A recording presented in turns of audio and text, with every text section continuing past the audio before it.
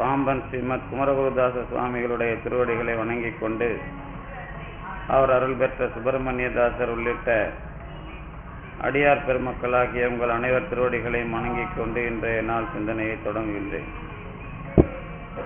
தொடர்ந்து சகராலய ரகசியம் அனுபவமாகின்ற வகையில் நம்முடைய சிந்தனை அமைந்து வருகின்றது. அந்த வகையில் 2ஆம் காண்டத்தின் 25வது பாடலை சென்ற வாரத்தில் தொடங்கியிருந்தோம். அதனுடைய தொடர்ச்சியாக இன்றைய நாளை அனுபவிக்க இருக்கின்றோம். போக பூமிகளாம் துறக்கங்களின் போகம் தேக நேர அழிந்து எழு தன்மையை சிவனும் ஏக நாயகனோடு வதிந்திடு நயன் இரவாது ஆகலால் அதற்கு உரிய மெஞ்ஞானமே அதிகம் என்கிற 2ஆம் காண்டத்தின் 25வது பாடலை சிந்தித்தோம். அதிலே பாம்பன் சுவாமிகள் ஒரு அடிப்படையை முன்வைக்கின்றார். அடிப்படை என்ன என்றால், போக பூமிகளாக இருக்கின்ற சொர்க்கம் முதலியவற்றிலே நாம் போகத்தை அனுபவிக்கிறோம் என்று சொல்லுகிறார்கள். ஆனால் நம்முடைய இந்த தேகம் எப்படி அழிந்து போகிறதோ அப்படித்தான் சொர்க்கத்திலே நமக்கு தரப்படுகின்ற அந்த உடம்பும் அழிந்துவிடும் என்பதை சுவாமிகள் அறிவிக்கின்ற வகையில்தான் போக பூமிகளாம் துறக்கங்களின் போகம் தேக நேர அழிந்து எழு தன்மையை சிவனும் என்ற வரிகளை அமைக்கின்றார். அதற்கு பிறகு ஏக நாயகனோடு வதிந்திடு நயன் இரவாது ஆகலால் அதற்கு உரிய மெஞ்ஞானமே அதிகம் என்பது பாடல். அதிலே முக்கியமாக சுவாமிகள் குறிப்பிடுகிற ஒரு செய்தி, எந்த அடிப்படையில் நான் கடவுளை அணுகுகின்றேன் என்பதை தெளிவாக்குகின்ற ஒரு செய்தி. கடவுளை எல்லோரும் அணுகுகிற முறையில் எல்லோருக்கும் சொல்லப்பட்டிருக்கின்ற ஒரு முறையை அல்லது ஒரு பயனை முதலிலே எடுத்து காட்டுகிறார். எல்லோருக்கும் சொல்லப்பட்டிருக்கிற பயன், வாழ்க்கையிலே நீங்கள் செய்வது புண்ணியமா பாவமா? புண்ணியமாக இருந்தால் உங்களுக்கு சொர்க்கம் கிடைக்கும், பாவமாக இருந்தால் நரகம் கிடைக்கும் என்பது போல இந்த மக்களுக்கு சொல்லியிருக்கிறார்கள். சென்னையிலே திரையரங்கங்கள் எல்லாம் வந்தபொழுது மோட்சம், சொர்க்கம், பாரடைஸ் என்பதாகவெல்லாம் அமைத்தார்கள். இதற்கெல்லாம் காரணம், இந்த சொர்க்கத்தை நீங்கள் அனுபவிக்கப் போகிறீர்கள் என்பதாக அதை உங்களை மிதக்க வைக்கிற ஒரு செயலாக அது அமைந்தது. அடிப்படை நமக்கெல்லாம் கற்பிக்கப்படுகிற அல்லது சொல்லப்பட்டு கொண்டிருக்கின்ற உபதேசங்கள் அல்லது தத்துவ விளக்கங்கள், இது பற்றிய பாரம்பரியத்தில் நீங்கள் தெளிவாக அமைய வேண்டும் என்பதுதான் முதல் நோக்கம். அதாவது காலையிலே எழுந்து நாம் தொலைக்காட்சியை திருகினாலும் சரி, அல்லது ஊர் ஊராக சென்று சொற்பொழிவுகளை கேட்டாலும் சரி, யார் சொல்லுவது உண்மை என்று நமக்கு தெரிய முடியாத அளவிற்கு குழப்புகிறார்கள். நீங்கள் எங்களுக்கு புரிய வைப்பதை விட அவர்கள் பரவாயில்லை என்பது போல பலரும் செல்லுகிற வகையில் உபதேசங்கள் நிறைய இந்த உலகத்தில் வந்து குவிந்து கொண்டிருக்கின்றன. அது ஒன்றும் சந்தேகமே இல்லை. எப்படி வெளிநாட்டில் ஒரு நோய் வந்தால், காலுக்கு ஒரு நோய் வந்தால் கால் டாக்டர், கண்ணுக்கு ஒரு நோய் வந்தால் கண் டாக்டர், அதிலேயும் கண்ணுக்கு வெளியே வந்தால் ஒரு டாக்டர், கண்ணுக்கு உள்ளே ஒரு நோய் வந்தால் அதற்கு ஒரு டாக்டர் என்று அந்த பகுதிகளை எல்லாம் பிரித்து ஒவ்வொருவரிடம் ஒரு ஒரு அறிவுரையை கேட்டு கடைசியாக மருத்துவம் முடிப்பதற்குள் நம்முடைய பணமும் போய் உயிரும் போய் என்பதாக வந்து வாழ்க்கையை தொடர்ந்து மருத்துவரிடம் வைத்திருக்கிற ஒரு வரலாறு உண்டு. அதே போல தத்துவவாதிகளும் செய்து கொண்டிருக்கிறார்கள். இன்றைக்கு கூட காதில் ஒன்று விழுந்தது, இந்த கர்மாவை பற்றி அவர் பேசுகிறார். ஆகாமியம், பிராரத்தம், சஞ்சிதம் இவைகளை பற்றி பேசுகிறார். ஆனால் இது அத்துவிதத்தில் பேசப்பட்டது என்பதாக தலகால் தெரியாமல் இவர்கள் டிவியில் வந்து ஒரு பெரிய ஆச்சாரியன் போல வேடமிட்டு கொண்டு தனக்கு தெரிந்தது தெரியாதது எல்லாவற்றையும் புழுகி கொண்டு வியாபாரம் செய்து கொண்டிருக்கிற இந்த தொலைக்காட்சி உலகத்தில் எதை நாம் வந்து தெளிவாக தெரிந்து கொண்டோம் என்பதாக ஒரு விஷயம் கண்டிப்பாக இன்றைக்கு தேவையாக இருக்கிறது. யாருடைய தத்துவத்தில் எவன் குப்பை கொட்டுகிறான், யாருடைய தத்துவத்தை எப்படி போதிக்கிறான், எதனால் அவர்களுக்கு இந்த உரிமை யார் தந்தது, இந்த மாதிரி விஷயம்லாம் வந்து உங்களுக்கு தெரியாது. எங்களை போன்று அதில் இருக்கிறவங்களுக்கு நெருடலாக இருக்கும். அதுதான் அதில் இருக்கிற பிரச்சனை. எது வேணாலும் செய்யலாம், எப்படி வேணாலும் செய்யலாம், எதை வேணாலும் மாற்றி மாற்றி பேசலாம் அப்படிங்கிற விஷயம் இதற்குள்ளே வரக்கூடாது என்பதற்குத்தான், இந்த விஷயத்துக்காக மட்டும்தான், இது பற்றிய ஒரு முடிவான தெளிவை சொல்வதற்குத்தான் பாம்பன் சுவாமிகளை முருகப்பெருமான் மிகப்பெரிய அளவிற்கு கடுமையாக உழைக்க வைத்திருக்கிறான். அதனாலதான் அவருடைய விஷயமாக உள்ளே வரும் பொழுது நாம அதுக்குள்ள எந்த மாதிரி அதை எந்த பாரம்பரியத்தில் எந்த பின்னணியில் அனுபவிக்கணும் அப்படிங்கிறது தான். தொடர்ந்து ஏதோ ஒன்று நடக்கிறது அப்படி இல்லை. அது எதுல போனா அதை எதை சரியா புரிஞ்சுக்கிறோம், அதுக்கப்புறம் அடுத்த படிக்கட்டுக்கு அது உதவுதா, இதுல வந்து தெளிவா இருக்கணும். இந்தியாவில் உலகத்துல இருக்கிற தத்துவங்கள்லாம் இன்னும் நம்ம கிட்ட வந்து சேரல. அதை சேரல அப்படின்னா நாம அனுபவிக்கிற அனுபவத்துக்கு அவங்களால இன்னும் வந்து சேர முடியல. அவங்க எங்கேயோ இருக்கிறாங்க கடைக்கோடியில. இப்ப நம்ம கிட்ட சரியான சொத்துலாம் நிறைய இருக்கு, அதுல ஒன்றும் பிரச்சனை இல்லை. ஆனால் இங்கேயும் வந்து தெளிவாக அதை வழி நடத்துறதுக்கு வழி இல்லாததுனால இப்ப நாம மட்டும் அதுக்கு ஒன்றும் விதிவிலக்கு இல்லை. திருநாவுக்கரசர் காலத்திலேயே அவருக்கே ஆள் இல்லாம தான் நான் சமண சமயத்துல போய் விழுந்தேன் அப்படின்னு அவரே வாக்குமூலம் கொடுக்கிறார். ஒருவர் தலைக்காவல் இல்லாமையினால் யாரும் வழி நடத்துறதுக்கு ஆள் இல்லைங்க, அதனால நான் சமண சமயத்துல விழுந்துட்டேன் அப்படின்னு வருத்தப்பட்டு பின்னாடி வெளியே வந்து நான் சைவ சமயத்துல இருக்கிறேன் அப்படின்னு சொல்லி அந்த சமயத்திலிருந்து மிரண்டவர் திருஞான சம்பந்தரை பார்க்கிற வரைக்கும் அந்த மிரட்சியிலே இருக்கிறார். ஒரு உதாரணம் என்ன அப்படின்னா, திருஞான சம்பந்தர் மதுரைக்கு போறார்.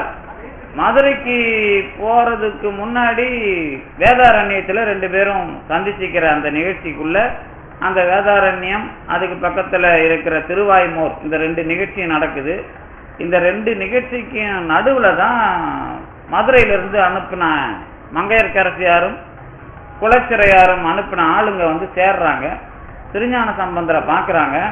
அப்போ இந்த மதுரைக்கு நீங்கள் வந்து கொஞ்சம் என் தம்பி சைவத்தை வாழ வைக்கணும் அப்படின்னு கேட்குறாங்க. அவங்க கூட திருஞான சம்பந்தர் புறப்படும் போது திருநாவுக்கரசர் சொல்றாரு, அவனுங்கெல்லாம் ரொம்ப மோசமானவனுங்க, அங்கெல்லாம் நீங்க போகாதீங்க அப்படிங்கிறாரு. அதுக்கு காரணம் என்ன அப்படின்னா, அவர் உள்ள இருந்து அனுபவிச்சவர். அந்த மிரட்சியை நீங்க அதுக்குள்ள பார்க்கலாம். கடவுளை அதுக்கப்புறம் அனுபவிக்கிறாரு, அனுபவிச்சு பேசுறாரு, எல்லாம் உண்டு. ஆனாலும் அந்த சமண சமயம் எப்படி என்னை அதாவது கவ்வி கொண்டிருந்தது, அப்படி சூது கவ்வுங்கிறங்கள அந்த மாதிரி கவ்வி கொண்டிருந்தது, அந்த வடு அவருக்கு தெளிவா இருக்குது. அதனால என்ன சொல்றாருன்னா, ஈனர்கள் அவங்க.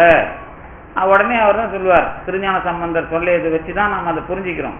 ஈனர்களுக்கு எளியே நலேன் அப்படின்னு திருஞான சம்பந்தர் சொல்றாருன்னா, அந்த அளவுக்கு அந்த அவங்கள பத்தி எடுத்து சொன்னவர் திருநாவுக்கரசர். அப்ப நாம் அதுக்குள்ள அனுபவிக்கும் போது தமிழ்நாட்டில் ஆனானப்பட்ட திருநாவுக்கரசருக்கே இந்த மாதிரி ஒரு நிலைமை அப்படின்னா நாம சாதாரண ஆள் தானே. நமக்கு இருக்கிற இந்த கவர்ச்சி உலகத்துல யார் யாரெல்லாமோ வலை போட்டு கொண்டிருக்கிறார்கள். இருந்தாலும் ஏதாவது ஒரு வகையில உள்ள வந்துட்ட நமக்கு ஒரு தெளிவான செய்திக்குள்ள நாம போகணும் அப்படிங்கிறது தான் நாமெல்லாம் கொஞ்சம் அதுக்கு என்னது பொறுப்பையும் நம்முடைய கவனத்தையும் செலுத்தணும். அதுல வந்துட்டா நமக்கு கடவுள் அனுபவங்கிறது ரொம்ப எளிமையானது அப்படிங்கிறத சொல்றதுக்காக தான் இந்த தகராலய ரகசியத்தை வச்சுக்கிட்டு பாம்பன் சுவாமியுடைய வாய்மொழியாக நாம் அதை அனுபவிக்கிறோம். அதுல நல்ல நம்ம காதுல போறப்ப வர்றப்ப இந்த மாதிரி அறகுறையா பேசுறதெல்லாம் விடுறதுனால அதுக்கும் நம்ம சேர்த்து இங்க ஒரு சிந்தனையை உங்களுக்கெல்லாம் தெளிவுபடுத்தணும் அப்படிங்கிற பொறுப்பு தான் நம்ம நடுவில் இந்த விஷயங்களை சொல்றது. அதுல முக்கியமானது இந்த பாரம்பரியம், தத்துவ பாரம்பரியம் ஒண்ணு இந்தியாவில் இருக்கு. இந்த தத்துவ பாரம்பரியம்னா எதுக்கு இந்தியாவில் வந்தது அப்படின்னா, கடவுள் அப்படிங்கிற விஷயத்தை முதல்ல பேசும்போதே அதை எப்படிப்பட்டது, எப்படி அனுபவிக்கலாம் அப்படிங்கிறத விரிவாக ஆராய்ச்சி செய்து நமக்கு பதிவு செய்யப்பட்டு கிடைக்கிற நூல்களுக்கு பேர் தான் வேதங்கள், உபநிடதங்கள். அது ஒரே காலம் கிடையாது, பின்னாடியும் அதுல சொல்கிறாங்க போறாங்க, அது பிரச்சனை இல்லை. ஆனால் தொடக்க கால நூல்களாக இந்தியாவுக்குள்ள நமக்கு கிடைக்கிறது அந்த நூல்கள் தான். இப்ப நாம தமிழ்நாட்டுல கடவுளை அனுபவிக்கிறதுன்னு ஒரு விஷயம் வந்தப்ப அந்த நூல்ல சொல்லப்பட்டது எப்படி சொன்னாங்க அப்படிங்கிறதுக்கும் பதில் சொல்லணும். ஏன்னா ஒரு எல்லை பரப்புக்குள்ள இருக்கும்போது கடவுள் விஷயத்துல நீங்க என்னமோ தனியா கடவுள் உங்களுக்குன்னு தனியா தயார் பண்ண மாதிரி எல்லாம் பேசக்கூடாது. கடவுள்ங்கிற ஒரு விஷயத்துக்குள்ள நாங்க அனுபவிச்சு இந்த மாதிரி அதை பார்த்திருக்கிறோம் அப்படின்னு சொன்னவர் திருஞான சம்பந்தர். அவர் தான் என்ன செஞ்சார் அப்படின்னா ரொம்ப தெளிவா, அதாவது அதுக்கு முன்னாடி சங்கரர் கிடையாது, திருஞான சம்பந்தருக்கு முன்னாடி இந்த ஆதி சங்கரர்லாம் கிடையாது, வேற ஆளுங்களாம் இருந்தாங்க, மண்டன மிஸ்ரர் அப்படின்லாம் சில பேர். அவரும் திருஞான சம்பந்தருக்கு ரொம்ப முன்னாடிலாம் கிடையாது, பின்னாடி தான் வரணும். ஆனா அந்த மாதிரி பேசியிருக்கிறாங்க. எந்த மாதிரி ஒரு மாயை உலகம் இது ஒண்ணுதான், கடவுள் மட்டும்தான் அப்படிங்கிற மாதிரிலாம் அதுல பேசியிருக்கிறாங்க. அதுல ஒன்றும் பிரச்சனை இல்லை. ஆனா அது சரியான கடைசி முடிவா அப்படின்னு கேட்டா இல்ல, அது ஒரு முடிவு. ஆனா அது எப்படிப்பட்ட முடிவுனா அந்த மாதிரி புரிஞ்சுக்கிறவனுக்கு சொல்லப்பட்ட முடிவு. இந்த உலகத்துல நீ எதையும் உண்மையா நம்பாத, கடவுளை மட்டும் நம்பு அப்படின்னு சொன்னா அது வேற மாதிரி தத்துவமாக்குனா அது சங்கரருடைய தத்துவம். அவ்வளவுதான், ரொம்ப எளிமையா. ஆனா அதுக்கப்புறம் நான் அனுபவத்துக்கு வந்துட்ட பிறகு எனக்கு கேள்வி நிறைய வரும். இப்ப யாருக்கெல்லாம் இங்க கேள்வி நிறைய வரும் அப்படின்னா, ஏதோ சும்மா காசு இருக்கிறவங்களுக்கு அந்த கேள்வி வராது. காசு இருக்கிறவங்க என்ன பண்ணுவாங்க, யாராவது சொல்றதை வச்சு ஒரு பூ மாலை வாங்கி கொடுத்துட்டு, இல்ல ஒரு வத்தி பாக்கெட் வாங்கி கொடுத்துட்டு, இல்ல சாப்பாட்டுக்கு காசு கொடுத்துட்டு, இல்ல அரிசி வாங்கி கொடுத்துட்டு போயிடுவாங்க. காசு இருக்கிறவங்க. காசு இல்லாதவங்களுக்கு தான், அல்லது வாழ்க்கையில ரொம்ப பிரச்சனை இருக்கிறவங்களுக்கு தான், தொடர்ந்து வர்றவங்களுக்கு தான் இதுல மட்டும் இது சரியாகலையே, வேற என்னென்னலாம் பண்ணணும், அப்ப நான் யாரு, நான் எதுக்கு எனக்கு இந்த பிரச்சனை வருது, எனக்கு ஏன் இந்த அனுபவம் வருது, எனக்கு ஏன் கடவுளை பத்தி நான் எப்படி தெரிஞ்சுக்கணும் அப்படின்னு அடுத்த கேள்வி யாருக்கு வரும்? இந்த மாதிரி தொடர்ந்து சிக்கலை அனுபவிக்கிறவர்களுக்கு அல்லது கடவுள் விஷயமா அமருகிறவர்களுக்கு இது கண்டிப்பா இந்த கேள்வி உண்டு. அப்பதான் அதுக்கு தெளிவா யார் பதில் சொன்னது அப்படின்னு கேட்டா திருஞான சம்பந்தர் தான் அந்த தெளிவான பதிலை வேதத்துக்கும் இனிமே அனுபவிக்க போறவங்களுக்கும் தலைவரா இருந்து சொல்லுகிறார். அவர் சொன்னது என்ன அப்படின்னா, நீங்க சைவ சித்தாந்தன்ற பேர்ல கேட்டிருப்பீங்க. ஆனா தொடர்ந்து அதுக்குள்ள என்ன பண்ணணும்னா அடிப்படையா ஒரு விஷயம் வச்சுக்கணும். என்ன விஷயம் வச்சுக்கணும்னு கேட்டா, இந்த உலகத்துல இருக்கிற எல்லாமே உண்மைதான் முதல் விஷயம். ரெண்டாவது விஷயம், இல்லாம போகுது இதெல்லாம் உண்மையா, நீங்க உண்மைன்றீங்கல்ல அப்படின்னா அது இல்லாம போகுதுன்னா வேற ஒண்ணும் இல்லை. எப்படி நாம அரிசியை சோறாக்கின பிறகு இல்லாம நமக்கு அதாவது சத்தா மாறுதோ அந்த மாதிரி மாறிக்கிட்டே இருக்குது. அது ஒண்ணு இன்னொன்னா மாறிக்கிட்டே இருக்குது, தவிர இல்லாம போச்சுன்னு சொல்ல முடியாது. அதுதான் ஒரு அடிப்படையா நாம இங்க இருந்துதான் சைவ சித்தாந்தத்தை கட்டி எழுப்புறோம். அங்க என்ன கட்டி எழுப்புறோம்னா, சரி இதெல்லாம் இருக்குதுன்னு சொல்றீங்களே, இதெல்லாம் எப்படி இருக்குது அப்படின்னு கேட்டா அப்பதான் இதுங்களுக்கெல்லாம் அறிவு கிடையாது. இதை தாண்டி கடவுளுங்கிறவர் தான் அறிவாளி. அப்பதான் பதில் சொல்லி இதுங்களும் இருக்குது, கடவுளும் இருக்கிறாரு. ஆனா கடவுள் எப்படி இருக்கிறார் அப்படின்னு பதில் சொல்றப்பதான் கடவுள் எல்லாத்துக்குள்ளேயும் அந்தந்த பொருளா இருக்கிறார். ஆனா அவர் தனி ஆளு, அவர் தான் அறிவாளி அப்படின்னு சொல்றோம். உலகத்துல இருக்கிற எந்த பொருளுக்கும் அறிவு இல்லை. எல்லா பொருள்லையும் அவர் இருந்தாலும் அதுல அறிவில்லாத தன்மையில தான் அவர் இருக்கிறார். இதுக்கு அறிவு இல்லைன்னா சேருக்கு, அல்லது இந்த மைக்குக்கு அறிவு இல்லைன்னா மைக்கில் அவர் அறிவாளியா செயல்பட மாட்டார். அந்த மைக்கு மாதிரியே இருப்பார். இப்ப நான் இருக்கிறேன்னா எனக்குள்ள கடவுள் அறிவாளியா வேலை செய்யறார். எப்படி செய்யறாரு அப்படின்னு கேட்டா, நீ ஒரு அறிவாளிப்பா, அதனால உனக்குள்ள இருந்து வேலை செய்யறார் இப்படின்னு ஒரு விஷயத்தை முடிவெடுத்தா என்ன வரும்? எல்லாம் உண்மைதான், எத்தனை பொருள் அப்படி இருக்குது அப்படின்ற கேள்வியும் பதிலும் வரும். எத்தனை பொருள் அப்படி இருக்குதுன்னு கேட்டீங்கன்னா, கடவுள் என்பவரும் உண்மையானவர், ஆன்மா என்பதும் உண்மையானது, இந்த உலக பொருள்களுக்கெல்லாம் மூலப்பொருளான ஒரு பொருளும் உண்மையானது, நாம இந்த மாதிரி அவஸ்தைப்படுறதுக்கு காரணமான ஒரு பொருளும் இருக்கிறது, அந்த அவஸ்தைப்படுறதுக்கான நல்லது கெட்டதை செய்யறதுக்கு ஒரு பொருள் இருக்கு. இதுக்கு பேர் என்ன அப்படின்னா, நாம நல்லது கெட்டதை அனுபவிக்கிறதுக்கு பேர் கர்மா, விதி, ஊழ் இப்படின்னு பேர். நாம இப்படி இந்த மாதிரி நம்மளை கெடுத்தது யாரு அப்படின்னா அதுக்கு அறியாமை, ஆணவம் பேர். நமக்கு பயன்படுற பொருள் இருக்குல்ல, இதெல்லாம் எங்க இருந்து வந்ததுன்னா அதுக்கான மூலப்பொருளுக்கு மாயைன்னு பேர். இதுதான் சைவ சித்தாந்தமா பேர் கொடுக்கறது. நல்ல இதுல இந்த பேசிக் தெரிஞ்சதுன்னா உலகத்துல எவன் ஏமாத்தினாலும், எவன் நான் தத்துவவாதி சாமியார்னு சொல்லி ஏமாத்தினாலும் நீங்க என்ன பண்ணலாம்? போடாவும் வாயலை பார்த்துக்கிட்டு நாங்க ஏமாற தயாரா இல்லைன்னு தெளிவா சொல்லலாம். இதுதான் இன்னைக்கு சொல்றது உங்களுக்கு தெளிவா மனப்பாடம் ஒண்ணு இல்லை, ரொம்ப எளிமையான விஷயம். ஒரு விஷயமா சொல்லி உங்களுக்கு இந்த டிவியில பேசுற எல்லாருக்குமே தத்துவம் தெரியாது. நல்ல ஞாபகம் வச்சுங்க. வேணா கேஸ் கூட போடலாம், நம்ம சந்திக்க தயாரா இருக்கணும். டிவியில சைவ சித்தாந்தமா பேசுற கோஷ்டி தனி, ஆனா இந்த சாமியாருங்கிற பேர்ல பேசுற யாருக்கும் சைவ சித்தாந்தம் தெரியல. அவங்க பேசுறது எல்லாம் அத்வைத சித்தாந்தம் பேசிக்கிட்டு இருக்கிறாங்க. நல்ல ஞாபகம் வச்சுங்க. அத்வைத சித்தாந்தம்னா என்னன்னா, கடவுள் ஒன்ன தவிர வேற எதுவும் கிடையாது. நமக்கும் அத்வைதம் தான் பேரு, ஆனா அவங்க பேசுறதுக்கு ஒரு பேரு. இதெல்லாம் கொஞ்சம் சொல்லிடுறேன். இன்னைக்கு இதெல்லாம் சொல்லணும்னு ஆசைப்பட்டேன்னு கேட்டா, காலையில காதுல ஊந்துது. இதெல்லாம் அத்திவித்தத்துல பேசுதுன்னு சொல்லிட்டு கர்மாவை பத்தி டீட்டெயிலா பேசிட்டு இருக்காரு அவர். சைவ சித்தாந்தம் சொல்ற விஷயத்தெல்லாம் இது என்ன மோசடியா இருக்குது, அப்ப நம்ம மக்களுக்கு எதுவும் தெரியாதுன்னு எவ்வளவு தெளிவா காசு பண்ணிட்டு இருக்கிறாங்க அப்படின்னு நமக்கு ஒரு கோபம் வருது. அதனால நமக்கு இங்க வர்றவங்களுக்காவது அதை குறைஞ்சபட்சம் தெரிய வைக்கணும் அப்படிங்கறதான் இன்னைக்கு நான் நினைச்சது. அதுல நல்லா இப்ப சொன்னதை திருப்பி சொல்றேன் பாருங்க, ரொம்ப அழகா நீங்க புரிஞ்சுக்கணும். இது ஏன் சொல்றேன் அப்படிங்கறதையும் சொல்றேன். நீங்க போய் சைவ சித்தாந்தம் ஆயிரக்கணக்கில் ரூபாய் கட்டி படிக்க தேவையில்ல, அல்லது சைவ சித்தாந்தம் சொல்லிக் கொடுங்கன்னு யாரு பின்னாடி அலைய தேவையில்ல. ரொம்ப எளிமையான விஷயம். இந்த 5 பொருள் உண்டு அப்படின்னு தெரிஞ்சுக்கிறது சைவ சித்தாந்தம். அதுல நீங்க எந்த கடவுளை அனுபவிக்க போறீங்க அப்படின்னு பின்னாடி வளர்றதெல்லாம் நம்ம பாம்பன் சாமி வரைக்கும் நீங்க அதை என்ஜாய் பண்ணலாம். வள்ளலார்லயும் அது நிக்குது, அதெல்லாம் ஒன்றும் பிரச்சனை இல்லை. ஆனா அடிப்படை நான் பல மாதிரி இங்க சொல்லியிருப்பேன். ஆனா இன்னைக்கு இது ஒரு அடிப்படையா நீங்க நல்ல ஞாபகம் வச்சுங்க. இதுல வெறும் தத்துவம் அது இதெல்லாம் பெரிய பயம்லாம் கிடையாது. ஒரே விஷயம் என்ன அப்படின்னு கேட்டா, கடவுள் இருக்கிறாருங்கிறது எப்படி தெரியுது அப்படின்னு கேட்டா என்ன பதில் சொல்லுவோம்? கடவுள் இருக்கிறார் அப்படின்னு கேட்டா நமக்கு நீங்க உங்க அப்பா அம்மா சொல்லி சாமி கும்பிட ஆரம்பிச்சது, பிரச்சனைக்கு சாமி கும்பிட வந்தது, அப்புறம் என்ன டிவியில வத்தி கொண்டு கொளுத்துன்னு சொன்னது, அதை கேட்டு வந்தது, இதெல்லாம் கடவுள் இருக்கிறாருங்கிற விஷயமே இல்லை. தினந்தோறும் கடவுள் என்னை காப்பாத்துறாரு நம்பிக்கை இருந்தாதான் நான் கடவுள் இருக்கிறாருங்கிறதுக்குள்ள போனவனா அர்த்தம். காப்பாற்றுவாருன்னு போனோம்னா கடவுள் இருக்கிறாருன்னு அர்த்தம் கிடையாது. நல்லா புரிஞ்சுக்கணும்.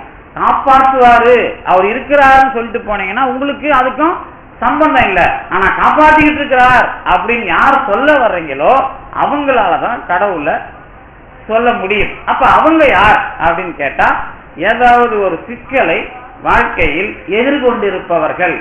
அது கூட பிறந்தவங்களால இருக்கலாம், அல்லது குடும்பத்துல இருக்கலாம், அல்லது வேலை செய்யற இடத்துல இருக்கலாம், அல்லது படிக்கிற இடத்துல இருக்கலாம், அல்லது அது எதுக்குள்ளதாவது ஒரு சிக்கல் வந்தவங்க தான், அல்லது இந்த வாழ்க்கைக்குள்ள அவங்க நினைக்கிற மாதிரி ஒண்ணு நடக்காது இருக்கிறப்ப வந்தவங்க தான் நம்ம கோயில் நோக்கி வந்திருக்கிறோம். அதான உண்மை, ரைட்? அப்ப சிக்கல் எதனால வந்தது அப்படின்னு கேட்கிறப்ப என்ன பதில் சொல்லணும்? நான் இப்போ நிறைய பேர் படிப்பு சொல்லி கொடுக்குறாங்க. இப்போ நானும் கொஞ்சம் படிச்சிருக்கிறேன், நீங்களும் படிச்சிருக்கிறீங்க. சார் நான் இவர் நல்ல அறிவாளி தான் சார், ஆனால் இவருக்கு என்ன சொன்னாலும் புத்தியில் ஏற மாட்டேங்குதுங்க சார்னு யாராவது சொல்லுவாங்க. அல்லது எனக்கும் தெரியும், நான் ரொம்ப உஷாராக இருப்பேன், சில சமயத்தில் ஏமாந்துருவேன். இதெல்லாம் நான் ரொம்ப தான் தெளிவாக இருக்கிறேன், ரொம்ப தான் அறிவாளியாக இருக்கிறேன், ஆனா ஒரு கட்டத்துல எங்கேயாவது எனக்குன்னு ஒரு சின்ன சறுக்கல் வருது இல்ல. இதுக்குதான் ஒரு பழமொழியா இருக்குது. என்னது? ஆனைக்கும் அடி சறுக்கும், அருகம்புல்லில் தடக்கும். ஆனைக்கும் அருகம்புல் தடக்கும் அப்படிங்கிறது தெளிவான பழமொழி. அத நம்ம யதார்த்தமா சொன்னா ஆனைக்கும் அடி சறுக்கும் அப்படிங்கிறது யதார்த்தம். ஆனா தெளிவான பழமொழி ஆனைக்கும் அருகம்புல் தடக்கும் அப்படின்னு. அதான் பழமொழி. ஆனைக்கும் அருகம்புல் தடக்கும்னா ஆனையை வந்து பெரிய ஆற்றல் உடையதான். அது ஏன் தடுக்குது, ஏன் உழுது அப்படின்னு கேட்டா, ஏதாவது ஒரு இடத்துல அவங்களுக்கு அவங்களுடைய அறிவை தாண்டி ஒரு விஷயம் அவங்கள எங்கேயாவது தள்ளி விட்டுரும் அப்படிங்கிற விஷயத்துக்கு அது பதில். அதை எல்லாரும் வாழ்க்கையில எப்படி வேணாலும் நீங்க அனுபவிக்கலாம், அதை பத்தி பிரச்சனை இல்லை. ஆனா இந்த ஆணைக்கும் அடி சறுக்குது அப்படிங்கிறத தெளிவா நீங்க ஆராய்ச்சி பண்ணணும். அதனாலதான் நீங்க இப்ப நமக்கு பிரச்சனை எல்லாம் முடிஞ்சிருச்சு இல்ல, முடிஞ்ச பிறகு கொஞ்சம் உட்காந்து நினைச்சு பார்ப்போம், இந்த இடத்துல நாம கொஞ்சம் உஷாரா இருந்தா கொஞ்சம் தப்பிச்சிருக்கலாம்ல அப்படின்னு எங்கேயாவது தோணும். ஆனா அதை ரெக்கவர் பண்ணவே முடியாது. என்ன சொல்றது புரியுதா? அது அதாவது இந்த இடத்துல நாம இது கொஞ்சம் உஷாரா இருந்திருந்தா, இந்த இடத்துல நாம இதை பண்ணாம இருந்திருந்தா இதுக்குள்ள நாம தப்பிச்சிருக்கலாமே அப்படின்னு தான் பின்னாடி தோணும். ஆனா நடந்துட்ட பிரச்சனையில முன்னாடி ஏன் தோணாம போச்சு? இந்த ரெண்டுத்துக்கும் உள்ள இடைவெளி தான். இதெல்லாம் நீங்க ரொம்ப நுட்பமா பிரிச்சு பிரிச்சு பிரிச்சு பிரிச்சு போடணும். முதல்ல இது எங்க நடந்தது, எப்படி நடந்தது, நாமளால நடந்ததா இல்ல வந்து நாம எந்த இடத்துல நாம காரணம். இதுல கூட இன்னொரு கவனமா பார்க்கணும். ஒட்டுமொத்தமா அடுத்தவன் தான் தப்பா இருந்திருப்பான், அடுத்தவனாலதான் இது நடந்திருக்கும் அப்படின்னு கூட நீங்க சொல்லலாம், தப்பிக்கலாம். ஏன்னா எல்லாருமே நான் இதுக்கு காரணம் இல்லை அதுதான் காரணம், அடுத்தவன் மேலதான் குறை சொல்லி வாழ்நாள் பூரா நம்ம கழிச்சுக்கிட்டு இருக்கிறோம். யாரும் நம்ம மேல குற்றம் இருக்கிறத ஒத்துக்க மாட்டோம். இது மனித இயற்கை. அப்ப என்ன பண்ணுவோம் அப்படின்னு கேட்டீங்கன்னா, நான் ஒரு பிரச்சனைய எந்த இடத்துல நான் இந்த தப்புக்கு உடந்தையா இருந்திருப்பேன் அப்படின்னு பார்க்கணும். இதோட அல்டிமேட்டான உதாரணம் தான் சுந்தரர் வாழ்க்கையில என்ன பண்றாருன்னா, கடவுளை கேட்டுட்டு தான் தப்பு பண்றாரு. தப்ப தெளிவா தெரிவிச்சே பண்றாரு. உஷாரா இருந்து பண்ணாலும் தப்பு தான், தப்பு தப்பு தான். நல்லா புரியுதா அது உங்களுக்கு? உங்களுக்கு தெரியாமலே தப்புல இருக்கிறது தான் நம்ம வாழ்க்கை. ஆனா தெரிஞ்சு கடவுளுக்கும் தெரிய வச்சு எனக்கும் தெரிஞ்சு நான் தப்புன்னு தெரிஞ்சும் பண்ணாலும் தப்பு தான். அதை பண்ண முடியாம இருக்க முடியாது அப்படின்னு ஒரு நிலைமை வரும். இது எதனால அப்படின்னு கேட்டீங்கன்னா, இதுக்கு பேர் தான் நாங்க கொடுக்கறது வினை விதின்னு பேர் கொடுக்கறோம். வினை, கர்மா, விதி இப்படின்னு ஒரு பேர் கொடுக்கறோம்ல. இந்த பேர் என்னன்னா, எனக்கு ஏற்பட்டிருக்கிற சிக்கல் எதனால் வந்தது என்று கேட்டால் விதி அப்படின்னு முதல்ல பதில் சொல்லிடும். சரி சார், விதி எதனால வரும் அப்படின்னு ஒரு கேள்வி அடுத்தது கேட்டாங்க. ஏன்னா உடனே நாம எல்லாரும் என்ன தப்பு பண்றோம், ஐயா கடவுளே நீ தான் இதுக்கெல்லாம் காரணம் அப்படின்னு அவர் மேல போடுறோம்ல. அப்புறம் வந்து கடவுள் என்ன இப்படி பாடாப்படுத்துறோம் அப்படின்னு போடுறோம்ல. இப்படிதானே நம்ம பேசுறதுலாம். இந்த பேச்சு முறையில என்ன நியாயம் இருக்குது அப்படின்னு தெரிஞ்சுக்கினா அடுத்த பதில் என்ன நியாயம் இருக்குது அப்படின்னு தெரிஞ்சுக்கிறது தான் அடுத்த ஆராய்ச்சி. இப்போ எனக்கு ஏற்பட்ட பிரச்சனை வினை பேர் வச்சுட்டேன். இது ஏன்பா எனக்கு வந்தது அப்படின்னு கேட்டா அதுக்கு என்ன பேர் வைக்கலாம்? வினைன்னு. ஏன் எனக்கு வினை வரணும்? எனக்கு ஏன் நான் வாழ்க்கையில இவ்வளவு தெளிவா இருக்கிறேன், எனக்கு ஏன் இப்படி ஒரு பிரச்சனை வரணும்? அல்லது நான் நல்லவனா தான் இருக்கிறேன், இந்த பிறப்புல நான் எனக்கு தெரிஞ்சு தப்பு பண்ணல, எனக்கு ஏன் இப்படி ஒரு பிரச்சனை வரும்? இதுதான் கேள்வி. இதுக்கு தான் வினைன்னு பதில் வச்சோம். ஆனா இந்த வினை இது மாதிரி எதனால என்ன வந்து சேர்ந்தது அப்படின்னு கேட்டீங்கன்னா, இதுக்கெல்லாம் வந்து தத்துவம் பேர் சொல்லிலாம் பதில் சொல்லக்கூடாது. நம்ம வாழ்க்கையில நாமளே பதில் சொல்லணும். அதுக்கு என்ன பதில்னு கேட்டீங்கன்னா, ஒன்னும் இல்லப்பா, நீ ஏதோ ஒண்ணு ஒழுங்கா புரிஞ்சிக்கல, அத புரிஞ்சுக்கிறதுக்கு கடவுள் இவ்வளவு விஷயம் பண்றார். என்ன சார் இவ்வளவு பெரிய வலி அதிகமா இருக்குது, இவ்வளவு பெரிய பிரச்சனை எல்லாம் நடக்குது, நீங்க ரொம்ப சிம்பிளா ஏதோ ஒண்ணு புரிஞ்சுக்கிறதுக்காக பண்றாருன்னு மக்கள் அடிக்கிறீங்களே என்னன்னு கேட்க தோணுது இல்ல? அதாவது ஏதோ ஒண்ணு புரிஞ்சு உண்மைதான் நாம நினைச்சுக்கிட்டு, அதாவது ஒரு 2 வருஷத்துக்கு முன்னாடி அப்படி ஒரு பிரச்சனை இருந்திருக்கும், அவன் எதிரி நான் எதிரி, ஒவ்வொரு நிமிஷமும் வாழ்நாள சாப்பிட்ற மாதிரி இருந்திருக்கும். இன்னைக்கு அதை நினைச்சு பார்த்தா அது ஒரு பிரச்சனையா நடந்ததாவே தெரியாத அளவுக்கு இப்ப வாழ்ந்துட்டு வரோம்ல. யாருக்காவது ஒரு பிரச்சனை நடந்திருந்தா, பிரச்சனை நடக்கிற அன்னைக்கு ஒரு ராத்திரி வந்து ஒரு வருஷம் மாதிரி நகரும், ஒரு பகல் வந்து ஒரு வருஷம் மாதிரி நகரும். எப்படிடா வெளியே வர்றதுன்னு மண்டை காஞ்சிட்டு உட்காந்துருக்கோம். வட்டிக்காரனா இந்த மாசம் கடைசியிலே வந்து நம்ம முடிய பிச்சிருவாங்க போலவே அப்படின்னு மண்டைய பிடிச்சி பொட்டாஞ்சிக்கிட்டு இருக்கோம். உட்கார்ற ஒவ்வொரு நிமிஷமும் அடங்குனாலும் அடங்காது ஆடிக்கிட்டு இருக்கோம். இப்படி ஒரு நிலைமை வந்து பிரச்சனை முடிஞ்ச அடுத்த செகண்ட்ல இதுக்கு நமக்கு சம்பந்தம் இல்லாத மாதிரி அந்த வலிய நினைச்சு பார்த்தா கூட தெரியாத மாதிரி ஆயிடும். அதுதான் அப்படி நிறைய விஷயத்துல இருந்து நாம வெளியே வந்திருக்கிறோம். வெளியே வராம இங்க வந்து உட்கார முடியாது. ஏன்னா அப்படிதான் நம்மள கடவுள் வாழ வச்சிருக்கிறார். இப்போ இந்த மாதிரி நடந்தது எதப்பா புரிஞ்சிக்கிறதுக்கு அப்படின்னு கேட்டீங்கன்னா ஒன்னும் இல்லை. இது எல்லாத்தையும் நானும் அடுத்தவங்களும் எல்லாரும் அப்படிங்கிற விஷயமா பார்க்கணும். ஏன் அப்படி பார்க்கணும்? நான் சொல்றது வந்து இது தத்துவ பாடமா நீங்க படிக்க கூடாது. ரொம்ப எளிமையா உங்களை தெளிவுபடுத்துற விஷயம் இது. நானும் அடுத்தவங்களும் எல்லாருமா பார்க்கணும். நான் தனிச்சு இருக்க முடியாது. தனிச்சு இருக்க முடியாததான் நம்ம நாகரிகமா குடும்பம் வரைக்கும் இன்னைக்கு வந்திருக்கிறோம். அப்புறம் அரசாங்கம் வரைக்கும் இருக்கிறோம். அப்புறம் இனம் மொழி அப்படின்லாம் பேசுவோம். என்ன விஷயம் தெரியுமா? நான் வாழணுங்கிற மாதிரியே எல்லாரும் இருக்கிறாங்க. அப்ப எல்லாரும் வாழணும். எப்படி நான் தான் வாழணும்னு முடிவு பண்ணா அப்படி இல்ல அப்படி ஒரு விஷயம் கிடையாது. இல்ல அப்படி வாழவும் முடியாது. இல்ல நான் தான் வாழணும்னா என்ன பண்ணலாம்? இப்படி கூட நினைச்சு பாருங்களேன். இப்ப எல்லாரும் நான் தான் வாழணுங்கிற மாதிரி ஒரு தீவுல கொண்டு போய் உங்களை விட்டுட்டோம். எப்படி வாழ்வீங்க? எதுக்குதான் வாழணும்னு தோணும். அப்படித்தானே தோணும் அங்க போனா. ஏன் இப்ப நீங்க மட்டும் இல்ல, அப்புறம் நீங்க ஒண்ணு கேட்க ஆரம்பிச்சிருவீங்கல்ல. சாப்பாடு, லட்டு, அப்புறம் என்னென்ன வேணும், பால், பழம், அப்புறம் பாதாம்னா சாப்பிட்டா என்ன வேணும்னு தெரியல, அதெல்லாம் கேட்பீங்க இல்ல ஒண்ணு. அப்ப நீங்க இதெல்லாம் கேட்க ஆரம்பிச்ச பிறகு என்ன நடக்கும்? அப்புறம் பாதாம் மரம் எங்கிருந்து வருது, அப்புறம் இன்னொன்னு எங்க இருந்து வருது, பால் எங்க இருந்து வருது, இதெல்லாம் வருது இல்ல. அப்ப நானும் அப்ப எல்லாரும் அப்படிங்கிற விஷயம் வரும்போது என்ன நடக்குது? நான் வாழணும், எல்லாரும் வாழணும். இதுக்கு நடுவுல ஒரு விஷயம் கிளம்புது. என்ன கிளம்புது? எல்லாரும் வாழணும்னா அவன் ஒழுங்காக வாழணும்னு வருது. அதானே அதுக்கு பேர். இதுக்கு தானே ஒழுக்கம்னு பேர் இருக்கும். இப்ப என்ன அர்த்தம்? நான் வாழ்தலும் அடுத்தவர்கள் வாழ்தலும் என்கிற விஷயம் யாருக்கானது? எல்லாரையும் வாழ வைக்கணும் நினைக்கிற கடவுளோட நோக்கம் அது. அப்ப நானும் வாழணும், எல்லாரும் வாழணும். இதுல நானும் தப்பு பண்ணா அதை புரிஞ்சுக்கணும். அரசாங்கம் என்ன பண்ணுது? தப்பு பண்ணா தண்டனை கொடுக்குது இல்ல. நீ ஏமாத்தினா தண்டனை கொடுக்குது, கொலை பண்ணா தண்டனை கொடுக்குது, என்ன பண்ணாலும் தண்டனை வருது இல்ல. அப்ப தண்டனை ஏன் வருது? அவன் வாழ்க்கையில நீ தலையிடக்கூடாது அப்படிங்கிறதுல தண்டனை வருது இல்ல. அப்ப இதே விஷயத்தை தான் நீ புரிஞ்சுக்கிட்டு நீ ஒழுக்கமா நடந்தா இந்த பிரச்சனை இல்லப்பா அப்படின்னு நம்ம சொல்றோம். சரி, ஒழுக்கமா எல்லாராலையும் நடக்க முடியுதா? அப்புறம் என்ன சொல்லுவோம்? ஒழுக்கமா நடக்கிறதுக்கு தாங்க நாங்க. ஒருத்தர் என்ன கேட்டார், ஏங்க அமெரிக்காவில் ரூல்ஸ் நல்லா இருக்குது, வந்து சிங்கப்பூர்லாம் ஒரு தப்பு துப்புனா உடனே பிடிச்சிருவான், எல்லாம் நல்லா இருக்குது அப்படின்னாரு. ஆனா இங்க இவ்வளவு ஆன்மீகம் பேசுறோம், இங்க இவ்வளவு கடவுளை பத்தி பேசுறோம், இங்க ஏங்க இவ்வளவு மனுஷனுங்க திருந்தவே மாட்டானுங்க அப்படின்னு என்கிட்ட அடிக்கடி புலம்புவார். உங்க கடவுள் இதுக்கெல்லாம் என்னங்க பண்ணுவாரு? இங்கதாங்க நிறைய அது அக்கிரமெல்லாம் நிறைய நடக்குது அப்படின்னு ஒருத்தர் வந்து கேட்பார். அது எனக்கு அப்பெல்லாம் பதில் சொல்ல தெரியல. அப்புறம் கொஞ்ச நாள் கழிச்சு யோசனை பண்ணி பார்த்தேன். அப்புறம் ஒரு விஷயம் புரிஞ்சுது. என்ன புரிஞ்சுது அப்படின்னா,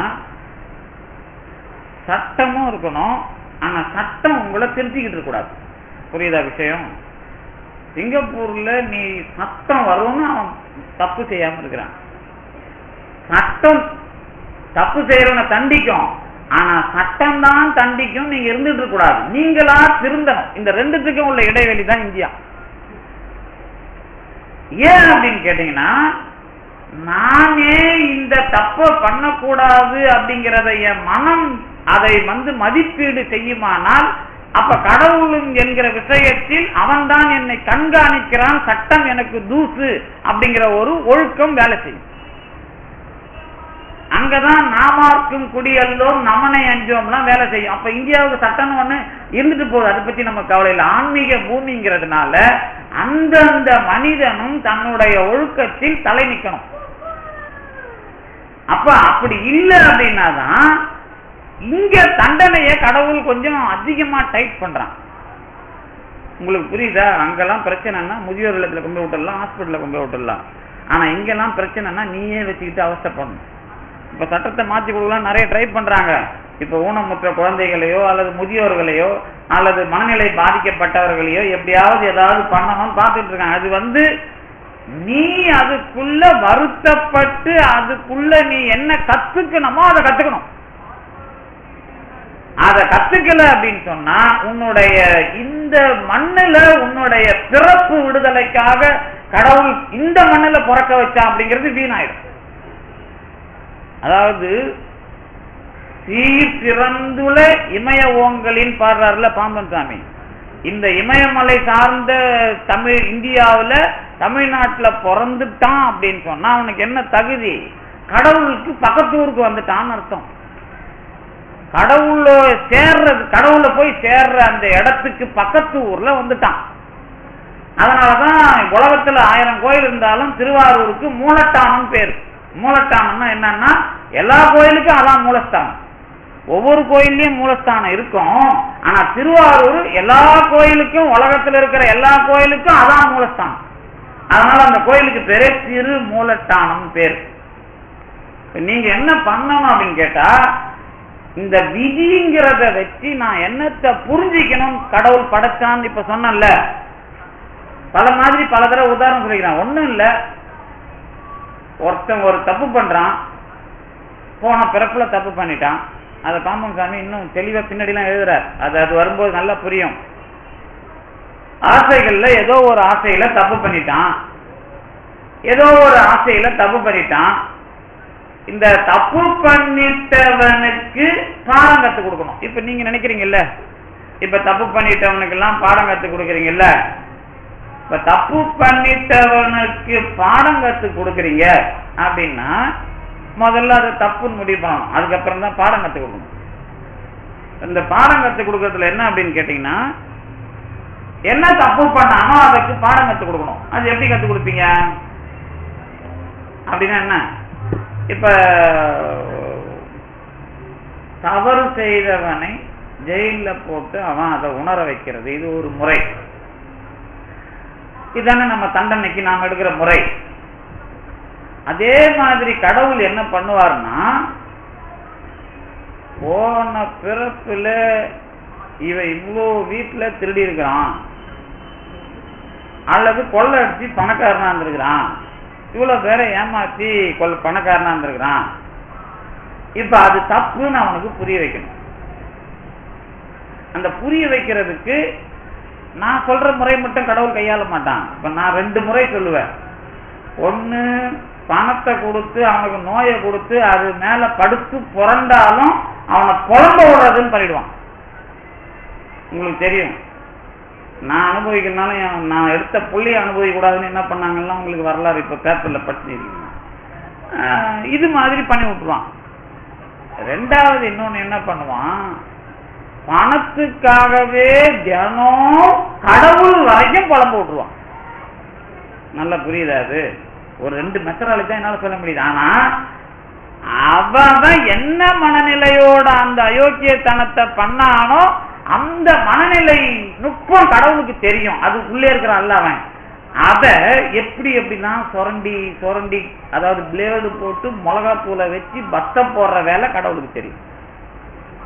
அதாவது நல்லா கீழ்ச்சிட்டு அதுல மிளகாயை மட்டும், மிளகாய்னா நீங்க சாப்பாட்டு வைக்கிற மிளகாய் இல்லை, நல்ல காஞ்ச மிளகாயை வறுக்காம இடிச்சு அதுல சொருவிட்டு அதை பண்ணுவான். உங்களுக்கு தெரியும், புலிகள் தண்டனையில் ஒரு தண்டனை, இந்த ரொம்ப பெண்கள் மேல குற்றம் பண்ணிட்டாங்கன்னா அவனை காலில் சுட்டுட்டு தொலை போட்டுட்டு மிளகா கோணியில கொட்டிட்டு அதை நிக்க விட்டுருவாங்க.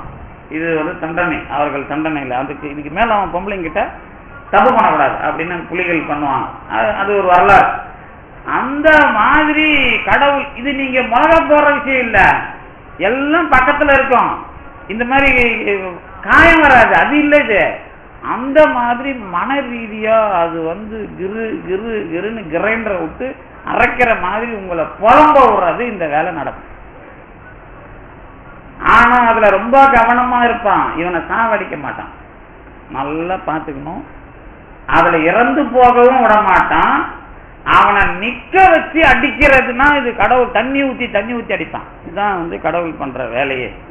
அப்ப நீங்க ஒவ்வொரு கட்டமும் அதுக்குள்ள நிக்கிறீங்கல்ல, புரிஞ்சுக்கடா புரிஞ்சு, இவன் தான் புரிஞ்சுக்க மாட்டானே, ஏன்னா நல்லவங்களோட கடைசி வரைக்கும் சேர மாட்டான். அதனாலதான் மாணிக்கவாசர் ஒரே ஒரு விஷயம் முன் வச்சார் உலகத்துல, அதாவது தொண்டரோடு கூட்டு கண்டாய், அவர் முன் வச்ச விஷயம்தான் சேக்கிழார் அதாவது ரொம்ப தெளிவா அடியார்கள் அப்படின்னா அது என்னன்னு நீங்க புரிஞ்சுக்கணும்னு பெரிய புராணம் பாடினது. அப்ப என்ன அர்த்தம் அப்படின்னு கேட்டீங்கன்னா, ஏதாவது ஒரு வார்த்தை உங்களை காப்பாற்றும். உங்களுக்கு தெரியும், இந்த கோயிலுக்கு வந்தவங்கல்ல பல பேருக்கு பாம்பன் சாமியோடைய வார்த்தை ஏதாவது ஒண்ணு நின்று அவங்கள மறுபடியும் வாழ வச்சிருக்குது அப்படின்னு உங்களுக்கு தெரியும். இதுதான் கடவுள் வாழ வைக்கிற முறையே. கடவுள் அருளாளர்களை வாழ வைக்கிற முறையும் பேசுறதுதான், எப்பவும் இல்லை. ஒரு ரெண்டு வார்த்தை, ஒரு வார்த்தை. அருணகிரிநாதருக்கும் அப்படிதான் பேசணும், மாணிக்க வாசகருக்கும் அப்படிதான் பேசணும், அப்புறம் நம்ம பாம்பன் சாமிக்கும் அப்படிதான் பேசணும், வள்ளலாருக்கும் அப்படிதான் பேசணும். எல்லாருக்கும் கடவுள் ஒரு வார்த்தை சொல்லுவான், இவன் அடங்கிடுவான். விஷயம் அவ்வளவுதான். ஏன்னா அவனுக்கு அப்படி பேச தெரியும், இவனுங்களுக்கு என்ன புத்தின்னு அவருக்கு தெரியும். அதனால அவர் அப்படி பேசினார், இவங்களும் திருந்தினாங்க. அப்ப திருந்துற இடம் ஒண்ணு சொன்னல, வினையை தாண்டி நீங்க புரிஞ்சுக்கிறதுக்காக கடவுள் பாடுபடுறான். இந்த பிறப்புல கடவுள் பணம் இல்லாம வச்சு புலம்பு விட்டான் பார். இவன் என்ன பண்ணுவான்னா, அதை எப்படி பெறலாம் அப்படின்னு தான் அறிவு போகும். எப்படி பெறலாம்? நல்லவனா இருந்து பெறலாமா, கெட்டவனா இருந்து பெறலாமா, அல்லது பதியம்பாடி பெறலாமா, இல்ல பாம்பன் சாமி கோயில்ல புழுது பிறண்டு அழுது பிழுது பெறலாமா, இப்படின்னா முயற்சி பண்ணுவான். தெரியும் உங்களுக்கு.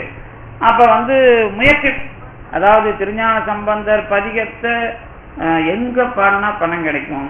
திருவான்மியூர்ல தான் நாம் இருக்கிறோம். திருவான்மியூர்ல பாடினா பணம் கிடைக்குமா, இல்ல திருவாவடுதுறை போய் பாடினா பணம் கிடைக்குமா, இல்ல திருவிழிமலை போய் பாடினா பணம் கிடைக்குமா? இல்ல இல்ல வேணாம், பாம்பன் சாமி கொஞ்சம் ஸ்ட்ராங்கா இருக்கிறார், அவர்கிட்ட நின்று வாங்கினா பணம் கிடைக்குமா? அப்படின்னு நம்ம வித்தியாசமா நீங்க சக்கரை ஊற்றி அபிஷேகம் பண்ணா சக்கரை அபிஷேகத்துக்கு என்ன பலன் கிடைக்குமோ அது பஞ்சாமிர்த வண்ணத்துல கிடைக்கும். இனி 4 பேர் ஓகே ஓகே நல்ல நல்ல நல்ல நல்ல அப்படின்னு சக்கரை வாங்கி சாப்பிட்டு போற மாதிரி இல்லை இது. சக்கரை வாங்கி சாப்பிட்டு போற விஷயம் இல்லை இது. இது அதுக்குள்ள வாழ்க்கைய கரும்ப சக்கையாக்கி, சக்கைய பாவாக்கி, பாவை சக்கரையாக்குற வேலை அவ்வளவு இருக்குது. அதுல உன் வாழ்க்கை கரும்பு மாதிரி இருந்தா அதை சக்கரமாக்கி ஆக்கணும்னா என்ன பண்ணும்? விட்டு ஆலையில விட்டு ஆட்டினா எப்படி இருக்கும்? அந்த வேலைலாம் அதுல இருக்குது. அதை விட்டுட்டு நீ சர்க்கரையை ஊத்துனா உனக்கு கிக்கரை வரும்னா அதுல வராது. அதுக்குள்ள நான் எப்படி என் வாழ்க்கை, அதுல என்ன செயல்முறை, அதுக்குள்ள வராம அதுக்கு பேர் தான் புரிதல்னு பேர். அந்த புரிஞ்சுக்கிற விஷயம் இது கடைசி வரைக்கும் திருந்தாது. பொண்டாட்டி சொல்லும், புருஷன் சொல்லுவான் கடைசி வரைக்கும் அவ என்ன புரிஞ்சிக்கல, அவங்க தெளிவா சொல்லுவாங்க. திருந்தாதுன்னு கட்டன் ரைட்டா சொல்லுவாங்க. இவர் சொல்லுவார் என்ன புரிஞ்சிக்கல, ஏன்னா இவனுக்கு அதுலயும் பயம். அதாவது திருந்தாதுன்னு அவங்க தெளிவா முடிக்கிற வரைக்கும் ஞானம் இருக்குது. ஆனா இவங்க புரிஞ்சுக்கலன்னு இவன் புலம்பிக்கிட்டு இருப்பான் கடைசி வரைக்கும். ஏன்னா இவனால முடிவெடுக்க முடியாது. அப்ப ரெண்டுத்துக்கும் உள்ள இடைவெளி பாருங்க. அதே மாதிரிதான் இந்த புரிஞ்சிக்கிறது அப்படிங்கிறத முடிவெடுக்கிறது. இது எதுக்கு தெரியுமா? நான் அறிவாளி அப்படிங்கிறத உலகத்துல காட்டணும் என்ன அப்படின்னு கடவுள் முடிவு பண்ணிருக்கிறான். விஷயம் என்ன தெரியுமா? கடவுள் அவனை எந்த ஒரு பாதிப்பும் இல்லாத அறிவாளியா இருக்கிறான். ஆனா ஒரு அறிவாளி சுத்தமா அறிவில்லாத மண்டா கிடக்கிறான். இவன் பாக்குறான், ஐயோ இவனுக்கு அறிவு இருக்குது, இவனா சுத்தமா ஒண்ணும் தெரியாத கிடக்கிறானே, அவனால எந்திரிக்கவும் முடியல, தூங்கவும் முடியல, எதுன்னு தெரியல, அப்படி ஒரு ஆள் இருக்கிறானேன்னு அவன் வேலை பண்ணி அதை என்ன சொல்றான்னா, அவன் உதவி பண்ணி தேய்ச்சி சோப் போட்டு கழுவி எல்லாம் தந்து உனக்கு சட்டை போட்டான்.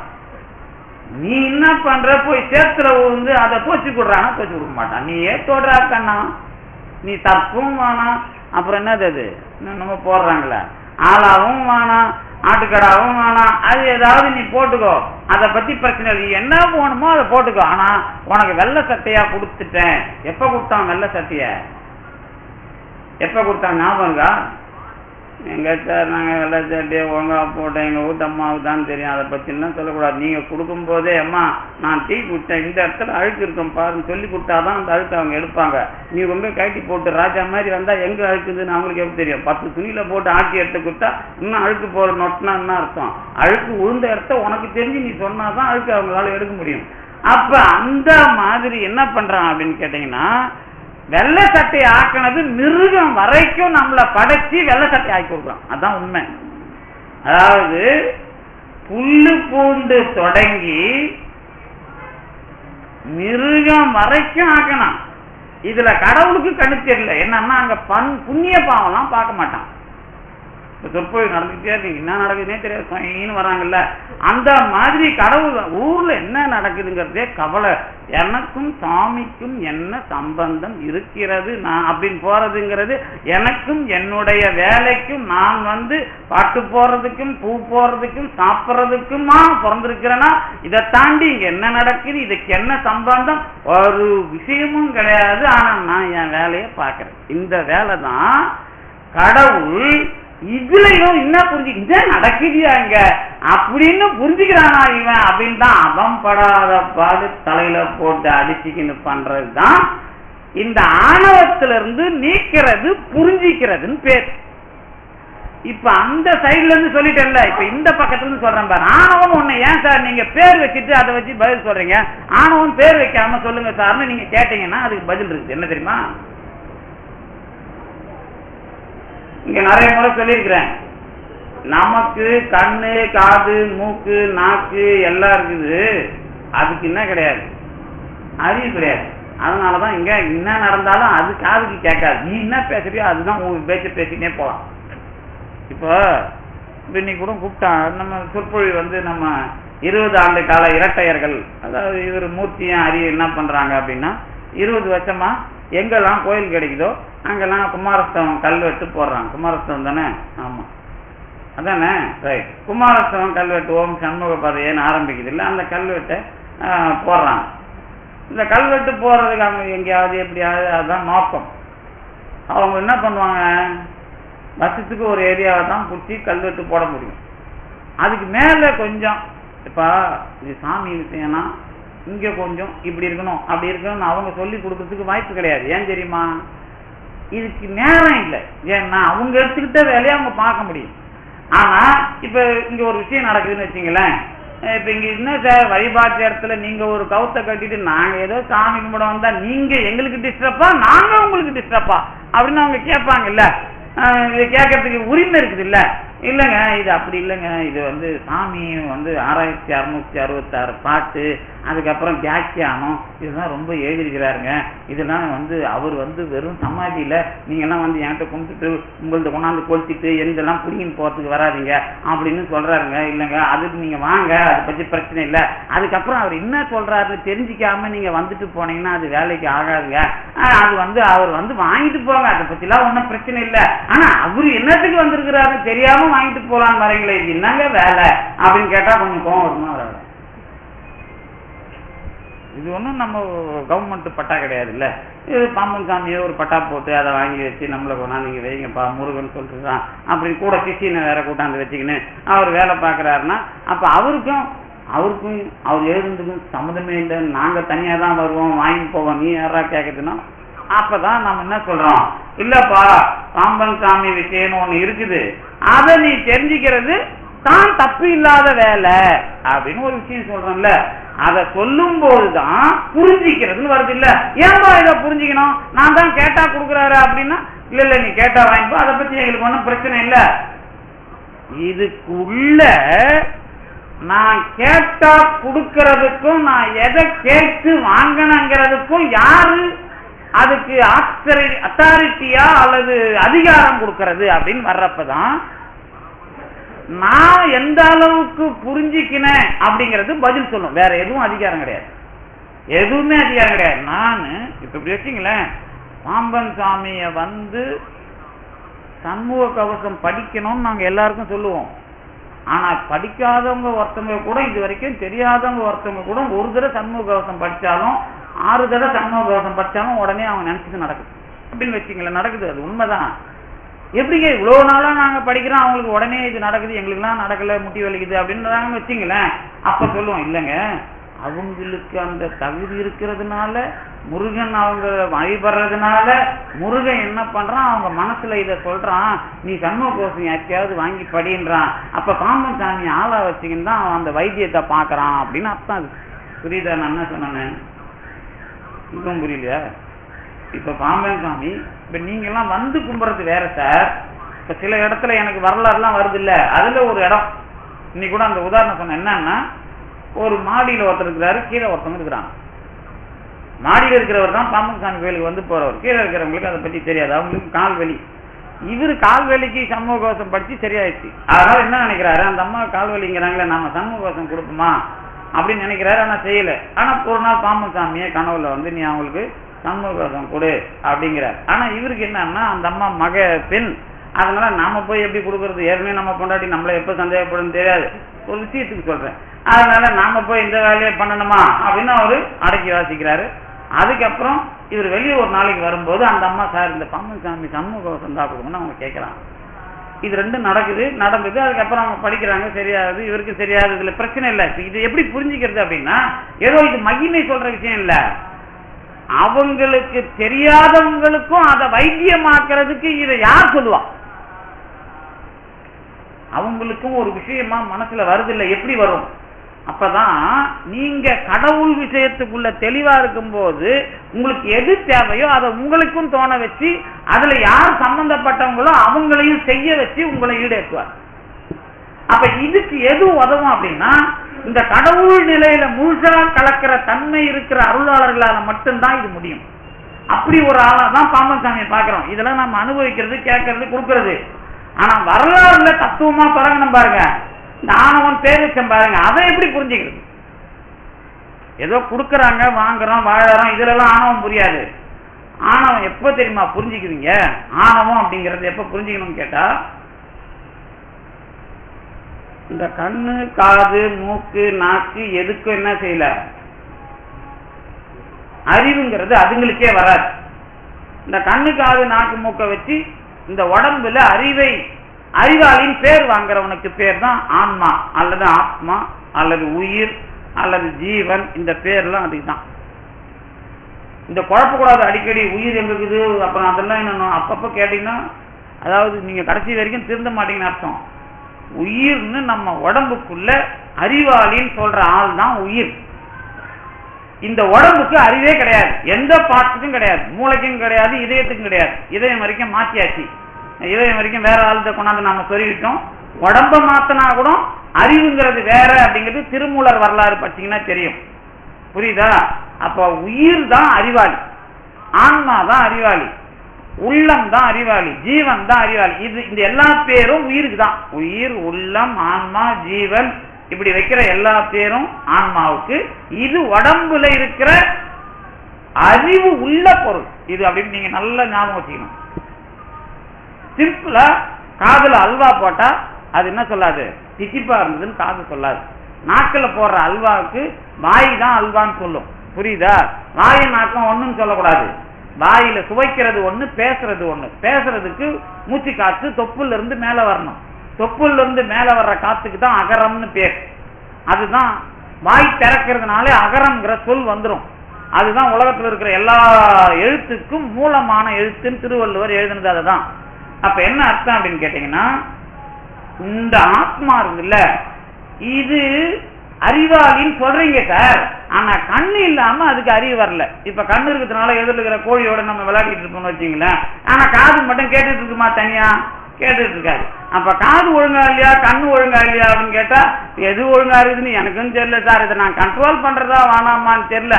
சரி பரவாயில்ல, நீ திருப்பூருக்கு போ, இங்க வராத, திருப்பூருக்கு போனாதான் கண்ணு, காது, மூக்கு, நாக்குலாம் ஒழுங்கா வேலை செய்யும் அப்படின்னு அர்த்தம். திருப்பூர்ல தான் அந்த வேலை நடக்கும். ஏன்னா போரூர்னா நம்ம உடம்புல நாம சொல்றதை கேட்காததுதான் நம்ம உடம்பு. அதானே? நீங்க ஏதோ சிவன் ஏன் உட்காந்துங்கிறீங்கன்னா நீங்க சொல்ற மாதிரி அது கேட்காது. கொஞ்சம் கையை எடுத்துட்டா நீங்க சொல்ற மாதிரி கேட்காது. அது கொஞ்சம் அது வேலையை காட்டணும். அதனால கொஞ்சம் அடக்கிறதுக்காக நம்ம இப்படி கையை காலை கட்டுறோம்ல, அந்த மாதிரி ஏதாவது ஒரு விஷயத்துக்குள்ள நாம போயிடுவோம். இதெல்லாம் போரூர்னு பேர். நாம ஒண்ணு செய்வோம், அது ஒண்ணு செய்யும். இது உடம்புல நடக்கிற வேலை, இதுக்கு போரூர்னு பேரு. இதுதான் நடக்கிறது. இந்த உடம்புல கண்ணுக்கு அறிவு கிடையாது, ஆனா கண்ணு இல்லாம எனக்கு அறிவு கிடையாது. முதல்ல புரிஞ்சுக்கணும். என்ன புரிஞ்சுக்கணும்? கண்ணு இல்லாம எனக்கு அறிவு இல்லை, ஆனா கண்ணுக்கு அறிவு இல்லை. இது நல்ல ஞாபகம் வந்துருச்சுன்னா, அப்போ இந்த நான் அறிவாளின்னு சொல்லிக்கிறதுக்கு இதெல்லாம் தேவைப்படுது. இதுங்களை வச்சுக்கிட்டு நான் தெரிஞ்சுக்கிற அறிவு இருக்குல்ல, அது என்ன பண்ணுதுன்னா இந்த உலகத்துல என்ன பாடாப்படுது. அப்ப ஒழுங்கா தெரிஞ்சுக்கணும்னா என்ன பண்ணணும் அப்படின்னு கேட்டா, அறிவாளிங்கிற நானு ஒண்ணுத்துக்குள்ளேயும் இப்படிதான் இருக்கணும் அப்படிங்கறதுல நானு தரமா நிக்கணும். முதல்ல கடவுள் என்ன பண்றாருன்னா, இந்த பையன் திருந்த மாட்டான், இவனுக்கு மெய்வாய் கண் மூக்கு செவியை நாம கொடுத்தோம், ஆனா இவன் எப்படின்னு கேட்டீங்கன்னா, இந்த பையன் சாப்பிட்டுனே இருக்கிறான், இவன் என்ன பண்ணலாம், ஸ்வீட்டா சாப்பிட்றான், இவன் என்ன பண்ணலாம், முதல்ல ஒரு சக்கரை நோயை கொடுக்குமா, அப்பதான் இவன் திருந்துவான். ஏன்னா அவனை கடவுள் வாழ வைக்கணும்னு ஆசைப்படுறான். திடீர்னு சாவறவனுக்கு தான் கேன்சர். இவனை வாழ வைக்கணும் அப்படின்னா பரவாயில்ல, இவனுக்கு ஒரு சக்கரை நோயை கொடுப்போம். ஏன்னா சக்கரை நோய் இந்தியர்களுக்கு பொதுவான நோய். இந்தியா எங்க அக்கா போட்ட கேட்டேன், என்னம்மா சக்கரை நம்ம வீட்டுல எல்லாம் யாருக்கு இல்லை, எப்படி தாத்தா பாட்டிலாம் வருதுன்னு கேட்டா, அது இல்லம்மாமா, அது இந்தியாவோட ஜீனே அப்படித்தான், உலகத்திலேயே சுகாதாரத்துல சொல்லிக்கிறான், இந்தியாவில் இருக்கிற எல்லா இவருக்கும் எப்படியாவது சக்கரை எப்போனாலும் வரலாம். ஏன்னா அதுக்கு நான் நினைச்சுக்கிட்டேன், இந்தியாவிலேயே பிரச்சனையே தெளிவா மூளைக்குள்ள போட்டு முழங்குறவன் இவன் தானே. உலக நாட்டுல தூக்கி போட்டு போறது எல்லாம் மூளைக்குள்ள பிரச்சனையை போட்டு முழங்குறது இவன் தான். மூளைக்குள்ள எப்ப பிரச்சனை வந்தா, அதிகமா பிரச்சனை வந்தா அது கொண்டு போய் சக்கரை நோயில் தான் விடும். ஏன்னா கடவுள் உங்களை வாழ வைக்கிறான். சக்கரை நோய் தான் சாகடிக்காது சீக்கிரம். அது எப்படி வேணாலும் எனக்கு தெரிஞ்சு 80 வயசு 90 வயசுலாம் இருக்கிறாங்க. நீங்க வீணா அதுக்குள்ளேயே ஒழுங்கா வரலன்னா தான் பிரச்சனையே. சரி பரவாயில்ல, இந்த சக்கரை நோயின்னு ஒண்ணு கொடுக்குறான்ல, அப்ப நீங்க கட்டுப்பாட்டுக்கு வரணும். எந்த கட்டுப்பாட்டுக்கு? உங்களை வாழ வைக்கிறதுக்கான கட்டுப்பாடு. இதை முதல்ல கத்துக் கொடுக்கறது யாரு? கடவுள். இப்படி வச்சுங்க. இதுக்கு முன்னாடி கடவுள் இதெல்லாம் கத்துக் கொடுக்கலையா? கத்துக் கொடுத்தாருங்க. எப்படி கத்துக் கொடுத்தாரு? ஒழுங்கா சாப்பிட்டினாதான் ஒழுங்கா மலை ஜலம் போகும், ஒழுங்கா மலை ஜலம் போனாதான் மலச்சிக்கல் வராது, மலச்சிக்கல் வரலன்னா தான் இந்த நோயெல்லாம் வராது. அப்ப என்ன அர்த்தம்?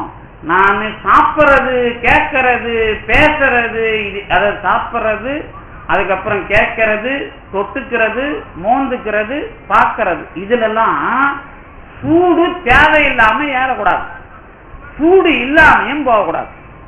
இதுதான் அளந்து வாழறதுன்னு பேர். அததான் திருவள்ளுவன் அளந்து வாழ்தல் அப்படிங்கறத பல இடங்கள்ல பேசுவான். அளந்து வாழ்க, அற்றது போற்றி உனின் அப்படின்லாம் சொல்ற இடத்துல எல்லாத்துலயுமே அளவா வாழ்டா அப்படிங்கிறான். அளவு அப்படின்றது திருவள்ளுவர் கொடுத்த ஒரு மிகப்பெரிய சொல். அதுல நீ சாப்பிடுறது உனக்கு செயல் கருவியை என்ன பண்ணக்கூடாது, தொந்தரவு செய்யக்கூடாது. அப்படின்னா என்ன அர்த்தம்? அறிவை பயன்படுத்தும் போதே வேலை செய்யற உறுப்பு ஒழுங்கா வச்சுக்கிறான்னு அதுலயே கத்துக் கொடுக்குறான். வெளியில எல்லாம் யாரை வச்சையும் கத்துக் கொடுக்கல. உடம்புல அது கூட உங்களுக்கு ரொம்ப ரிலாக்ஸா ஒரு 2 வருஷம் டைம் கொடுக்குறான். நீ எழுந்து போனா எதையாவது எடுத்து சாப்பிடுற, உன்னை உட்கார வச்சாலே உன் மலத்தை நீ எடுத்து சாப்பிடுற, உன்னை எழுந்து போக விட்டா அதிகமா போடுவாமன்னு படுக்க விட்டே ஒரு 6 மாசத்துக்கு வேலை பார்க்கறான். ஏன்னா நாமெல்லாம் புத்தி கேட்டவன்னு அவனுக்கு தெரியும். மற்ற மிருகமாவது எழுந்து ஓடும், மாடு ஓடும், நாய் ஓடும், அதுக்கப்புறம் பாம்பு ஓடும், எல்லாம் ஓடும். மனுஷன் மட்டும் மலாந்து படுத்து கிடப்பான். ஏன்னா முதுகெலும்பு உள்ள பிராணி அவன் மலாந்து படுத்து கிடந்தான்னா இவனை நீங்க ஒழுங்கா அவனை பார்த்துக்கணும். அப்ப யாருக்கு பொறுப்பு வருது? அந்த பெற்றோருக்கு வருது இல்ல? அந்த மாதிரி பொறுப்பா உங்களை வளர்க்கிறான் கடவுள்.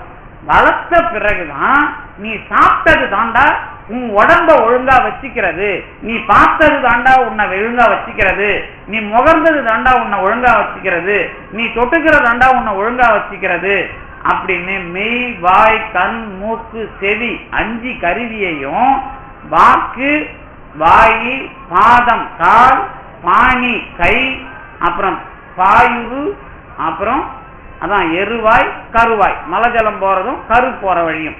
அப்ப இந்த 5 கருவியும் ஒழுங்கா வச்சுக்கோ, ஒழுங்கா சாப்பிடு, ஒழுங்கா தூங்கு, அப்புறம் ஒழுங்கா பாரு, ஒழுங்கா சுவாசின்னு அர்த்தம்.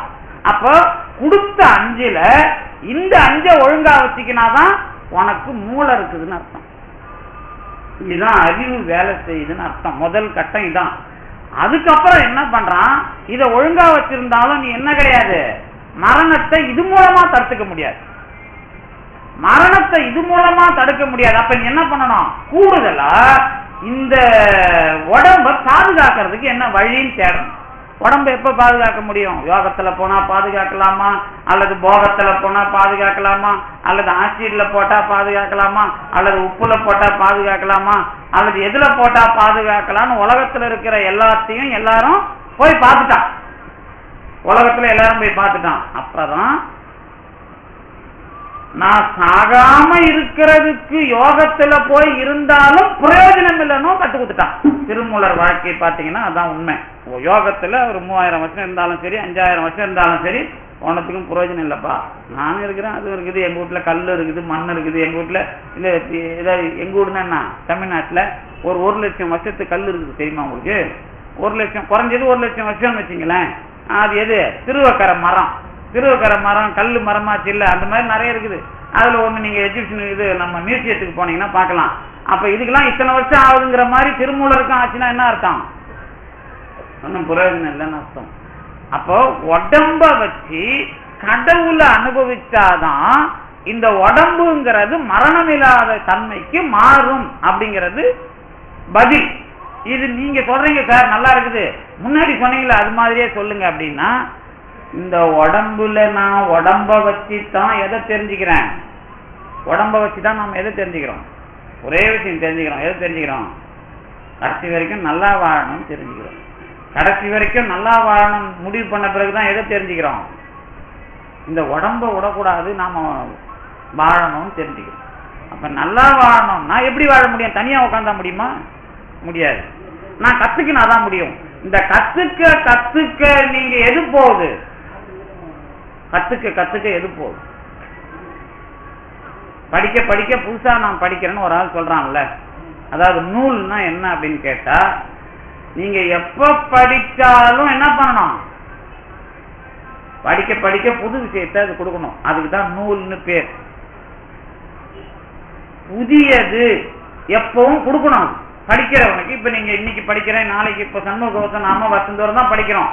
நமக்கு படிக்க படிக்க பெருமான் கொஞ்சம் கூடுதலா அனுபவம் கொடுக்குறாருல்ல, அந்த மாதிரி நான் படிக்க படிக்க எனக்கு தினம் தினம் அல்லது எப்பெல்லாம் படிக்கிறேன்னா அப்பெல்லாம் புதுசு புதுசா எனக்கு அந்த ஒரே நூல் கற்றுக் கொடுக்குமானால் அந்த நூலை உயர்ந்த நூல் சொல்றோம். அதுக்கு உதாரணம் எது? திருக்குறள். நல்லா தெரியும், ஏன்னா எல்லாருக்கும் தெரிஞ்ச நூல். அதே விஷயம் எதை கற்றுக் கொடுத்தது? இவ்வளவு நாளா நான் இதை தெரிஞ்சிக்கல அப்படிங்கிறத கற்றுக் கொடுத்தது.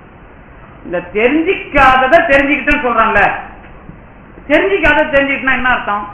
நீ அறிவாளியா இல்லையா அப்படின்னு கேட்ட என்ன பதில் சொல்லுவீங்க? இந்த இடம்தான் நான் அறிவாளின்னு சொல்லி என்கிட்ட அறியாமை போகுதுன்னு சொல்ற இடம். ரொம்ப அழகா நீங்க புரிஞ்சுக்கணும் இந்த இடத்த. ரொம்ப இது உலகத்துல எந்த தத்துவவாதியும் சொல்லாம திருஞான சம்பந்தர்ல இருந்து தமிழ்நாட்டுல மட்டும் புரிய வைக்கப்பட்ட செய்தி. என்ன அர்த்தம்? திருவள்ளுவரும் சொல்லியிருக்கிறாரு, ஆனா அது சமய ரீதியாக சொல்லல. என்ன அர்த்தம் தெரியுமா?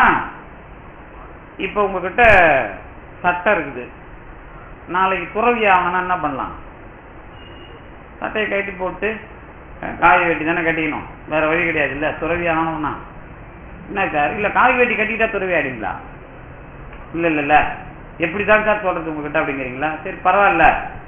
இப்ப உங்ககிட்ட நீங்க துறவுக்கு அடையாளம் இப்படி அப்படின்னு ஒரு விஷயம் சொல்றோம். அப்ப துணியை மாத்தியாச்சு, முடிஞ்சு போச்சா? துணியை மாத்தினதுனால நீ புது ஆளா பழைய ஆளா அப்படின்னு கேட்டா என்ன சொல்லுவீங்க? பழைய ஆள் தான் சார் அப்படின்னு சொல்லுவீங்களா, புது ஆள் சொல்லுவீங்களா? இந்த பிரச்சனை வரக்கூடாதுன்னு தான் தீட்சா நாமம்னு ஒண்ணு கையில கொடுத்து நீ புதியவன் அப்படின்னு ஒரு பட்டத்தை கொடுத்து உங்களுக்கு 3 பட்டையை போட்டு விட்டுருவோம். அப்ப என்ன அர்த்தம் அப்படின்னு கேட்டீங்கன்னா, இன்னைக்குல இருந்து நீங்க யாரு? உங்களுக்கு அறிவு புதிய பாதையில செல்லுதுன்னு அர்த்தம். இதுக்கு முன்னாடி நீங்க அறிவு இல்லாதவனா கேட்டா என்ன சொல்லுவோம்? அப்ப இன்னொன்னு கேட்பேன், இல்லாம இருந்து வந்துதா இருந்து போச்சா? என்னது?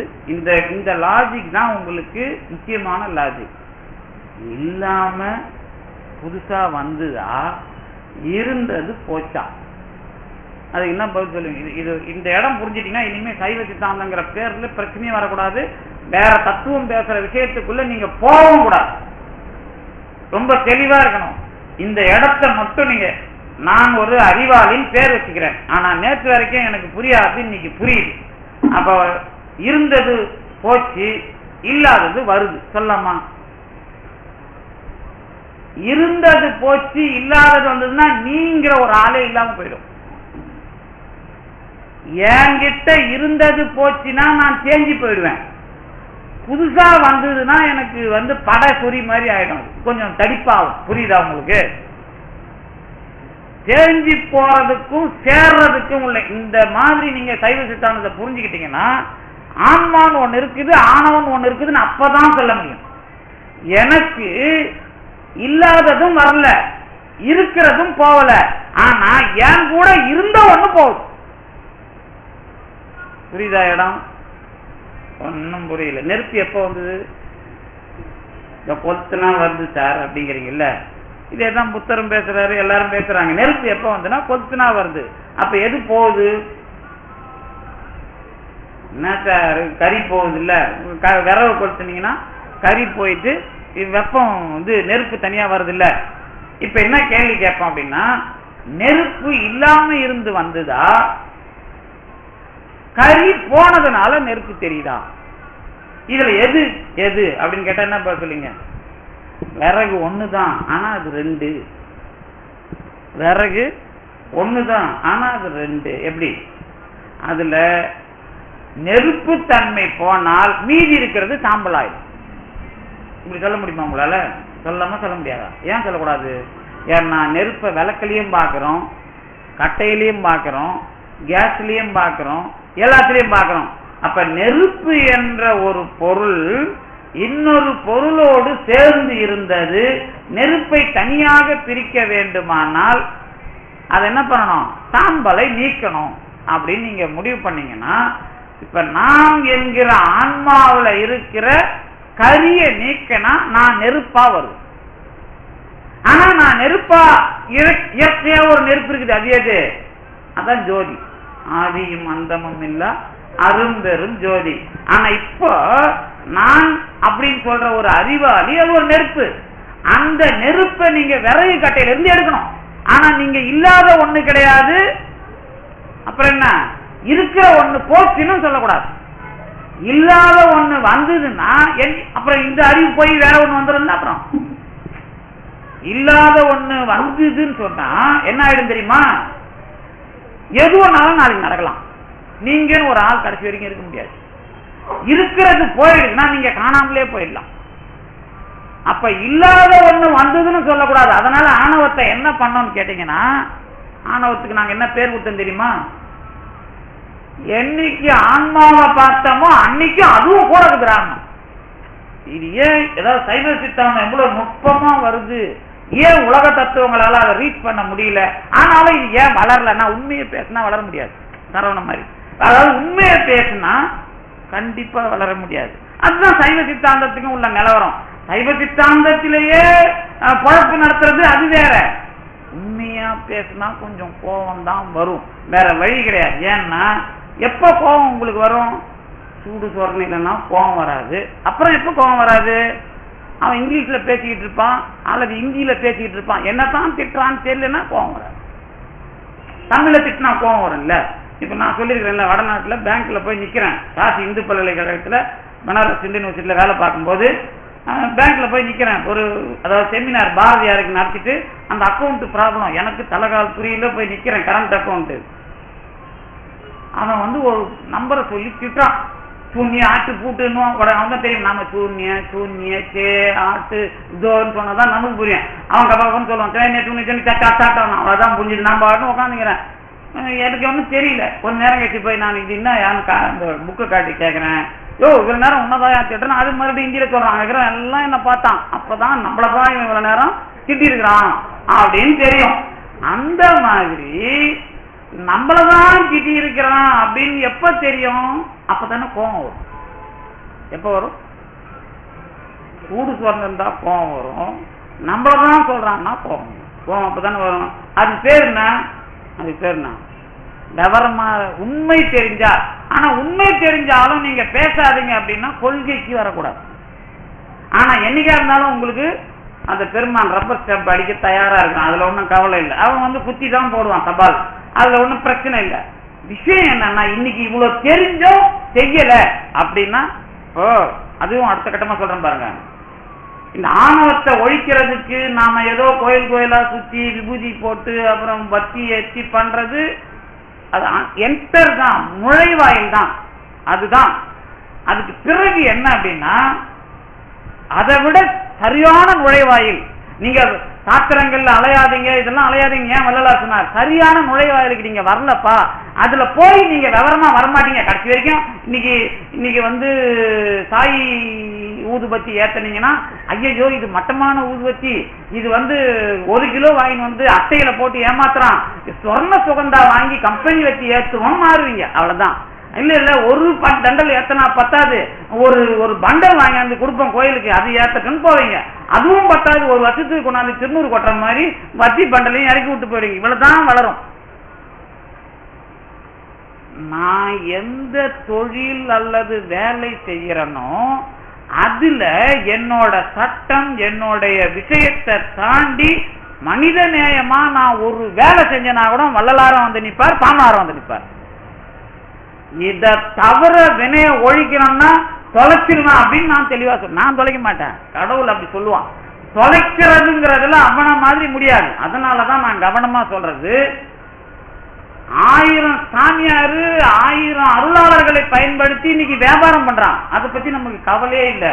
வள்ளலாறுல பூந்து வேதாத்திரி வியாபாரம் பண்றாரு, சைவ சித்தாந்தத்துல பூத்து ஈசா வேஷம் பண்றாரு. இதெல்லாம் காலையில டிவியில கேட்கும் போது நமக்கு ஆத்திரமா வருது. அதாவது இவ்வளவு பெரிய ஆட்கள் எந்த கொள்கையில் நம்மை தெளிவுபடுத்தினார்களோ அதை விட்டு அதில் வியாபாரம் செய்கிறார்கள் அப்படிங்கிறப்ப நமக்கு ஆத்திரம் வருது. அப்ப என்ன கேட்கிறோம்னா அப்பதான், அதனாலதான் இன்னைக்கு நான் சொன்னது, முதல்ல கடவுள் இருக்கிறாங்கிறத மட்டும் நீ நம்புடான்னு சொன்னது சங்கரர். அது வரைக்கும் அவர் உண்மை, அவ்வளவுதான். ஆனா கடவுளை தாண்டி நான் ஏன் இந்த மாதிரி ஆன அப்படின்னு சொன்னா வினை தெரியுது, பௌத்தம் சமணம். வினை தெரிஞ்ச பிறகு இப்படியே சால்வாவாது, இதுக்கு ஆணவன் ஒண்ணு உண்டு, அதை நான் நீக்கி கடவுள்ல கலக்கணும்னு சொன்னது சைவ சித்தாந்தம். அப்ப இதுக்கு நடுவுல வியாபாரம் பண்ணி நீங்க மாட்டாதீங்க அப்படிங்கிறதுக்கு தான் வந்த நூலையெல்லாம் தோண்டி தொழாவி பாம்பன் சாமி 108 உபநிடதத்தையும் தன்னோட பீரோவில் வச்சுக்கிட்டு திருமுறை திருஞான சம்பந்தர்ல இருந்து மொத்த ஆளுங்க எழுதுனதையும் பக்கத்துல வச்சுக்கிட்டு மேல் மாடியில உட்காந்துக்கிட்டு எழுதுறாருன்னா நீங்க என்ன பிடிச்சி மூவி வத்தி கொடுத்துட்டு எல்லாத்தையும் வாங்கின்னு போலான்றது அதுக்கு அர்த்தம் இல்ல. உங்களுக்கு அந்த வழி தெரியுதா? அதாவது யாரும் எனக்கு தெரிஞ்சு தமிழ் இலக்கிய வரலாறுக்குள்ள நூல் எழுதின எவரும், அருள் உலகம் சார்ந்த எவரும் மேற்கோள் காட்டி இத்தனை நூல்களை பயன்படுத்தி இருக்கிறார்னு சொல்றதுக்கு சிவஞான முனிவரும் கிடையாது. சிவஞான முனிவரே சான்ஸ்கிரிட் படிக்கிறதுக்கு திருவொற்றியூர்ல அலையோ நலையிறாரு. சான்ஸ்கிரிட் அதாவது வடமொழி கற்றுக் கொடுக்க மாட்டேங்கிறான். அவரு ஒரு காஞ்சிபுரம் போய் இருந்து அப்புறம் வந்து ஒரு ஆளை பிடிச்சி பெரிய ஆளு யாரு, அந்த பெட்ரோலியம் அந்த பெரிய அந்த அவங்க செல்வந்தர்கள் மூலமா தான் மணலி ராமகிருஷ்ண மொழியார் அந்த குடும்பத்து மூதாதைகள் உதவி பண்ணி தான் அவர் வந்து சைவ சித்தாந்தத்துக்கு சமஸ்கிருதத்தையே கொஞ்சமாவது படிக்கிறார். அதுக்கப்புறம் தான் அவரு அப்பை தீட்சிதர் எழுதினதெல்லாம் மொழிபெயர்க்கிறாரு, தர்க்க சங்கரகத்தெல்லாம் தமிழ்ல தராரு சிவஞான முனிவர். ஆனா பாம்பன் சாமி வந்து தமிழுக்கு தான் அலைஞ்சார தவிர வடமொழிக்கு அலைஞ்சதா வரலாறு இல்லை. நல்லா படிக்கணும் நீங்க. தமிழுக்கு தான் வந்து திருவனந்தபுரம் வரைக்கும் போயிருக்கிறார். ஆனா வடமொழி அவருக்கு எப்படி வந்தது? வடமொழியில எல்லாரும் அலற மாதிரி வடமொழியிலேயே எந்த தத்துவ கொள்கைக்கும் இத்தனை உபநிடதங்களையும் இத்தனை நூல்களையும் மேற்கோள் காட்டியதாக அட்டவணைப்படுத்தி சொல்லுகிற அளவுக்கு இவர் அளவுக்கு யாரும் வரவில்லை அப்படிங்கிறது தான் சாட்சி. அப்போ எத்தனை நாள் நீங்க உடனே எல்லாம் சாமி வந்து குடுத்துரும் எல்லாத்துக்கும் அப்படின்னு உக்காந்து தான் நடக்கிற கிடையாது. சாமி வந்து அவருக்கு அப்படியே ஊத்தினார். வள்ளலார் சொல்றாரு, அதாவது ஒரு குண்டூசிய தாமரை இதழுக்குள்ள செலுத்துற அந்த குறுகிய காலத்துக்குள்ள வந்து நாங்க ஒரு வண்டி நூலை படிச்சிருவோம் அப்படின்னு சொல்றாரு. கண்ணிமைக்கிற நேரத்துல ஒரு வண்டியில இருக்கிற நூல்ல என்ன செய்தி இருக்குன்னு எங்களுக்கு தெரியும். இப்ப நான் கூட எனக்கு நிறைய பேர் இந்த அணிந்துரைக்கு புக்கு கொண்டாந்து கொடுப்பாங்க. சில புக்கெல்லாம் இப்படி இன்னும் பச்சாச்சு அதுக்கு மேல என்ன இருக்குன்னு எனக்கு தெரியும் நீ எழுதுற முறையில அப்படின்னு. சில நூலை நம்ம உள்ள போவோம். ஏன்னா அது போயிச்சு பார்த்தாலே தெரிஞ்சிடும் நமக்கு இவன் என்ன எழுதியிருப்பாங்க. இது நமக்கே தெரிஞ்சுன்னா அவங்களுக்கு தெரியாதா என்ன. ஆனாலும் கடவுள் அப்படி வேலை வாங்க மாட்டான். நீங்க நினைக்கிற மாதிரி அற்புதமா கடவுள் வந்து எந்த வேலையையும் இந்த உலகத்தில் எந்த அருளாளர்கள் மூலமும் நிலைநாட்டவில்லை. சுந்தரரை கண்ணை குத்தித்தான் வேலை வாங்கி இருக்கிறான். அதனால வேலைய நீங்க இந்த தப்பிச்சு இந்த சினிமாவில் காட்டுற பூதம் பிசாசு அதுக்கப்புறம் இந்த வரலாறு மாதிரிலாம் நினைக்காதீங்க.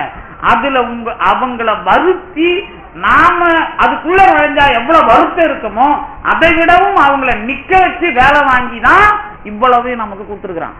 ஏதோ கடவுள் அருள் அரோ குத்துட்டாருன்னு கொட்டல, நல்லா ஞாபகம் வச்சுக்கலாம். அந்த மாதிரி கடவுள் பண்ணவும் மாட்டார், பண்ணா அது நிக்கவும் நிக்காது. அதனாலதான் உங்களுக்குள்ள எதையாவது செஞ்சீங்களா அப்படின்னு நான் கேட்கறது. ஆமா சார் நான் இன்னைக்கு சோத்த போறதுக்கு நானும் ஒரு மூட்டை அரிசி கொடுத்தேன்னு சொன்னாலும் சரி குடு வேணாங்கள, அல்லது நானும் இன்னைக்கு வந்து என்னது அது என்ன சொல்லலாம் இன்னைக்கு முக்கியமான விஷயம் என்ன பண்ணீங்களாங்க ஏதாவது ஒண்ணு நான் வந்து வர்றவங்களுக்கு எல்லாம் வந்து மாலை வாங்கி இந்த சாமந்தி பூ மாலை விலை கம்மி சார் இப்போ அதெல்லாம் விட்டுட்டு நாங்க சம்பந்தி மாலை வாங்கி போட்டோம் தெரியுமா, இன்னைக்கு நாங்க எங்களை மாதிரி செய்ய முடியுமா அப்படின்னு நீங்க சொல்லிக்கலாம். ஒன்னும் பிரச்சனை இல்லை. இருக்கிறதுல நான் கொஞ்சம் பெருசா செய்யறேன் அப்படின்னு நீங்க வரலாம். அப்பதான் நாங்க சொல்லுவோம் இருக்கிறவன் பெருசா செய்யறான், இல்லாதவன் கிள்ளி கொடுக்கறான், இருக்கிறவன் அள்ளி கொடுக்கறான், ரெண்டும் ஒண்ணுதான். அப்பதான் சொல்லுவோம். அப்ப என்ன பேச்சு அதுக்கு? அடுத்தது நீ இந்த அடையாளத்தை தாண்டி நீ கேட்கறதுக்கும் பேசுறதுக்கும் செய்யற வேலைக்கும் கடவுள் எந்த இடத்துல சாட்சியா இருக்கிறார். அந்த மாதிரி ஆளுக்கு தான் சண்முகவசம் இல்லைனாலும் அவங்களுக்கு குடு, நீ வாங்கு படின்னு சொல்றது. புரியுதா இடம்? நீ வாங்கு நீ படின்னு சொல்றது யாருக்கு? இங்க இலவசமா 1000 போட்டு நான் கூட தான் 2004 2008 அப்ப எங்க தம்பி கல்யாணத்துக்கு ஒரு 5000 காப்பி சண்முகவசம் பகை கடிதல் அதெல்லாம் போட்டேன். இது ஒரு உண்மை, நடந்த உண்மை. 1000 காப்பியை பண்டல் திருச்செந்தூருக்கு அனுப்பிட்டேன். 1000 காப்பி இங்கேதான் பாம்பன் சாமி கோயில். 1000 காப்பி தூக்கின்னு திருத்தணி படி விழாவுக்கு போயிட்டு நானே கொடுத்தேன். 3000 காப்பி வந்துச்சு இல்ல, 2000 காப்பி வரல. அதுக்கப்புறம் போய் கேட்கிறேன், பிரஸ்லாம் போட்டுட்டான். ஆனா அவன் சொன்னா அதுக்கு நடுவில் ஒண்ணு சொல்லியிருந்தான், சார் நீங்க காசு கொடுத்தது போதும், இதுக்கு மேல வேணாம், நான் அந்த செமினாருக்கெல்லாம் காசு கொடுத்தீங்களா அதுல கொஞ்சம் மிச்சம் இருந்தது, நான் அதுல காய்ச்சிக்கினா. அப்புறம் 2000 காப்பி கட்சி வரைக்கும் வரல, அதை ஊற்றிட்டான், கட்டிங்ல போட்டான். புரியுதா உங்களுக்கு? உங்க உழைப்பு இல்லைன்னா பாம்பன் சாமியை கட் பண்ணிடுவார். ஆனா நீங்க ஊதாரியா இருந்தா பாம்பன் சாமி அதையும் விட்டு வினையாக்கிடுவார். இடம் புரிஞ்சுதா? இடம் என்ன புரிஞ்சுது? ஒன்னும் புரியாது. அதாவது நீங்க செய்யற வேலையில சுத்தமா நீங்க செய்யணும். அது மாதிரி சமூகம் உடலனாலும் சுத்தமா ஆக்கிற வேலையும் அவங்க பண்ணுவாங்க. அதுக்குதான் நாம பொறுப்பாளியா மாறணும் அப்படிங்கறது தான் நாம சொல்றது. அதுதான் அந்த விஷயம் வந்தாதான் இந்த உலகத்துல சொர்க்கத்தை அனுபவிக்கணும்னு எல்லா பணக்காரனும் நினைக்கிற மாதிரி தேவலோகத்துக்கு போனா பரவாயில்ல, நீ வெட்டி சுத்தது அப்புறம் சாப்பாடு போடுற புண்ணியம் எல்லாம் அது வரைக்கும் தான் கொடுக்கும். அதுல இந்த உடம்பு எப்படி அழியுதோ அப்படிதான் சொர்க்கத்து உடம்பு அழியும். இதை தாண்டி மெஞ்ஞானத்துக்கு வாடாங்கிறார் இந்த பாட்டுல. 2ஆம் காண்டத்து 25வது பாட்டை தான் இவ்வளவு நேரம் வேற மாதிரி சொன்னேன். புரியுதா? போக பூமிகளாம் புறக்கங்களின் போகம் தேக நேர அழிந்து எழு தன்மையை சிவனும் அப்படிங்கிறதுக்குள்ள தப்பா தத்துவம் பேசுற சாமியாரும் வருவான். பாம்பன் சாமி இதுங்க வள்ளலார் பேர்ல இருக்கிற எந்த சாமியும் பொழப்பு நடத்துறதுக்கு அவனுக்கு வக்கீலனாலும் இவங்களை பயன்படுத்தி டிவியில பேசுற யாரா இருந்தாலும் சரி, இவன் நாமளாவது கொஞ்சம் சொர்க்கத்துல வந்து கொஞ்சம் அப்படி இப்படி இருந்தா இவனுக்கு தேனை அதிகமா ஊத்தியே சாவடிப்பாங்க. புரியுதா உங்களுக்கு? இந்த உலகத்துல நீங்க தேனையும் இன்னொன்னு என்ன நெய்யையும் சம எடையில கலந்து சாப்பிட்டீங்கன்னா என்ன ஆயிடுவீங்க? போய் சேர்ந்துருவீங்க. இது திருக்குறள் உரையில பரிமேலழகர் சொல்றார். இந்த கோழிக்கு ராத்திரி பூரா வாயில அரிசி வச்சிருந்து நாளைக்கு காலைல போட்டீங்கன்னா அது போய் சேர்ந்துரும். அப்ப வந்து நம்ம வாயில எவ்வளவு விஷம் இருக்குதுன்னு தெரியுது இல்ல? இப்ப உங்க வாயை விடவா சார்னு திட்டக்கூடாது. என்ன என் வாயில இருக்கிற விஷம் பெருமான் வாயில நஞ்சு தொண்டையில இருக்குது இல்ல, அது என் வாயில வருது, வேற ஒண்ணும் இல்ல. இப்ப ஏன்னா நான் எங்க அப்பா சொந்தக்காரு சிவபெருமான், அவர் தொண்டையில இருக்கிற விஷத்தை தான் நான் கக்க முடியுமே தவிர நான் வேற எதை கக்க முடியும்? அதனால நீங்க கக்கிறதுக்கும் நான் கக்கிறதுக்கும் ஒண்ணு கிடையாது. நாங்க பெரிய இடத்துல இருந்து கக்கிறோம், விஷயம் அவ்வளவுதான். என்ன அப்படின்னு கேட்டா, நாம இதுக்குள்ள எவ்வளவு தெளிவா இருக்கணும் அப்படிங்கறது தான். நமக்குன்னு ஒரு வாய்ப்பை பாம்பன் சாமி கொடுத்துட்ட பிறகு ஊர்ல டிவில காட்டுறான், அதுல காட்டுறான், இதுல காட்டுறான்னு போய் போலிகளை கண்டு ஏமாறுனீங்கன்னா உங்களுக்கு கிடைக்கும். என்ன கிடைக்கும்? புண்ணியங்கிற பேர்ல சொர்க்கத்துக்கு போவீங்க. ஆனா அங்க தேனால சாவ மாட்டான் எவனோ, அங்க தேன்ல ஊத்தியே சாவடிப்பான். புரியுதா மார்க்கம்? இந்த பூமியிலேயாவது தேன்ல நாம தேன்ல போட்ட எதுவும் கெடாது, நாம தேன் நம்மள வாழ வைக்கும். ஆனா சொர்க்கத்துக்கு போனீங்கன்னா தேனாலே சாவடிப்பான். புரியுதா? இதுதான் பாம்பன் சாமி சொல்றது. அதாவது சொர்க்கத்துல நீங்க அனுபவிக்கிற இன்பமே உங்களுக்கு சாவ கொடுக்கணும் அர்த்தம். அது இங்க நீ எது பண்ணாலும் பரவாயில்ல, இதை மாற்றி அதை மாற்றி ஞானம் கொடுக்கும். அதனாலதான் என்ன சொல்றாருன்னா, இந்த ஞானத்துக்குள்ள வர்ற மார்க்கத்துல நாங்க எங்க நிக்கிறோம், அதுக்கு என்ன அடிப்படை? திருஞான சம்பந்தர்ல இருந்து மாறாத சைவ சித்தாந்தத்தை சொல்லி அது மேலதான் அனுபவத்தை கட்டி அமைக்கிறாங்க. அதுலதான் வள்ளல் பெருமானும் பொதுல சொல்றார், சாஸ்திர சார்பு இல்லாம அப்படிங்கிறதுக்குள்ள தெளிவா நின்னா நாம கடவுள் அந்த இருக்கிற இடத்துக்கு பயணப்படுவதற்கு பக்கத்தில் வந்து விட்டோம் என்பது பொருள். அதுதான் மெய்ஞான அணுகுமுறை என்பதை சொல்லி இந்த அளவிற்கு தந்து நிறுத்திய திருவர்களுக்கும் குருவர்களுக்கும் நன்றி விடைபெறுகின்றேன். நன்றி.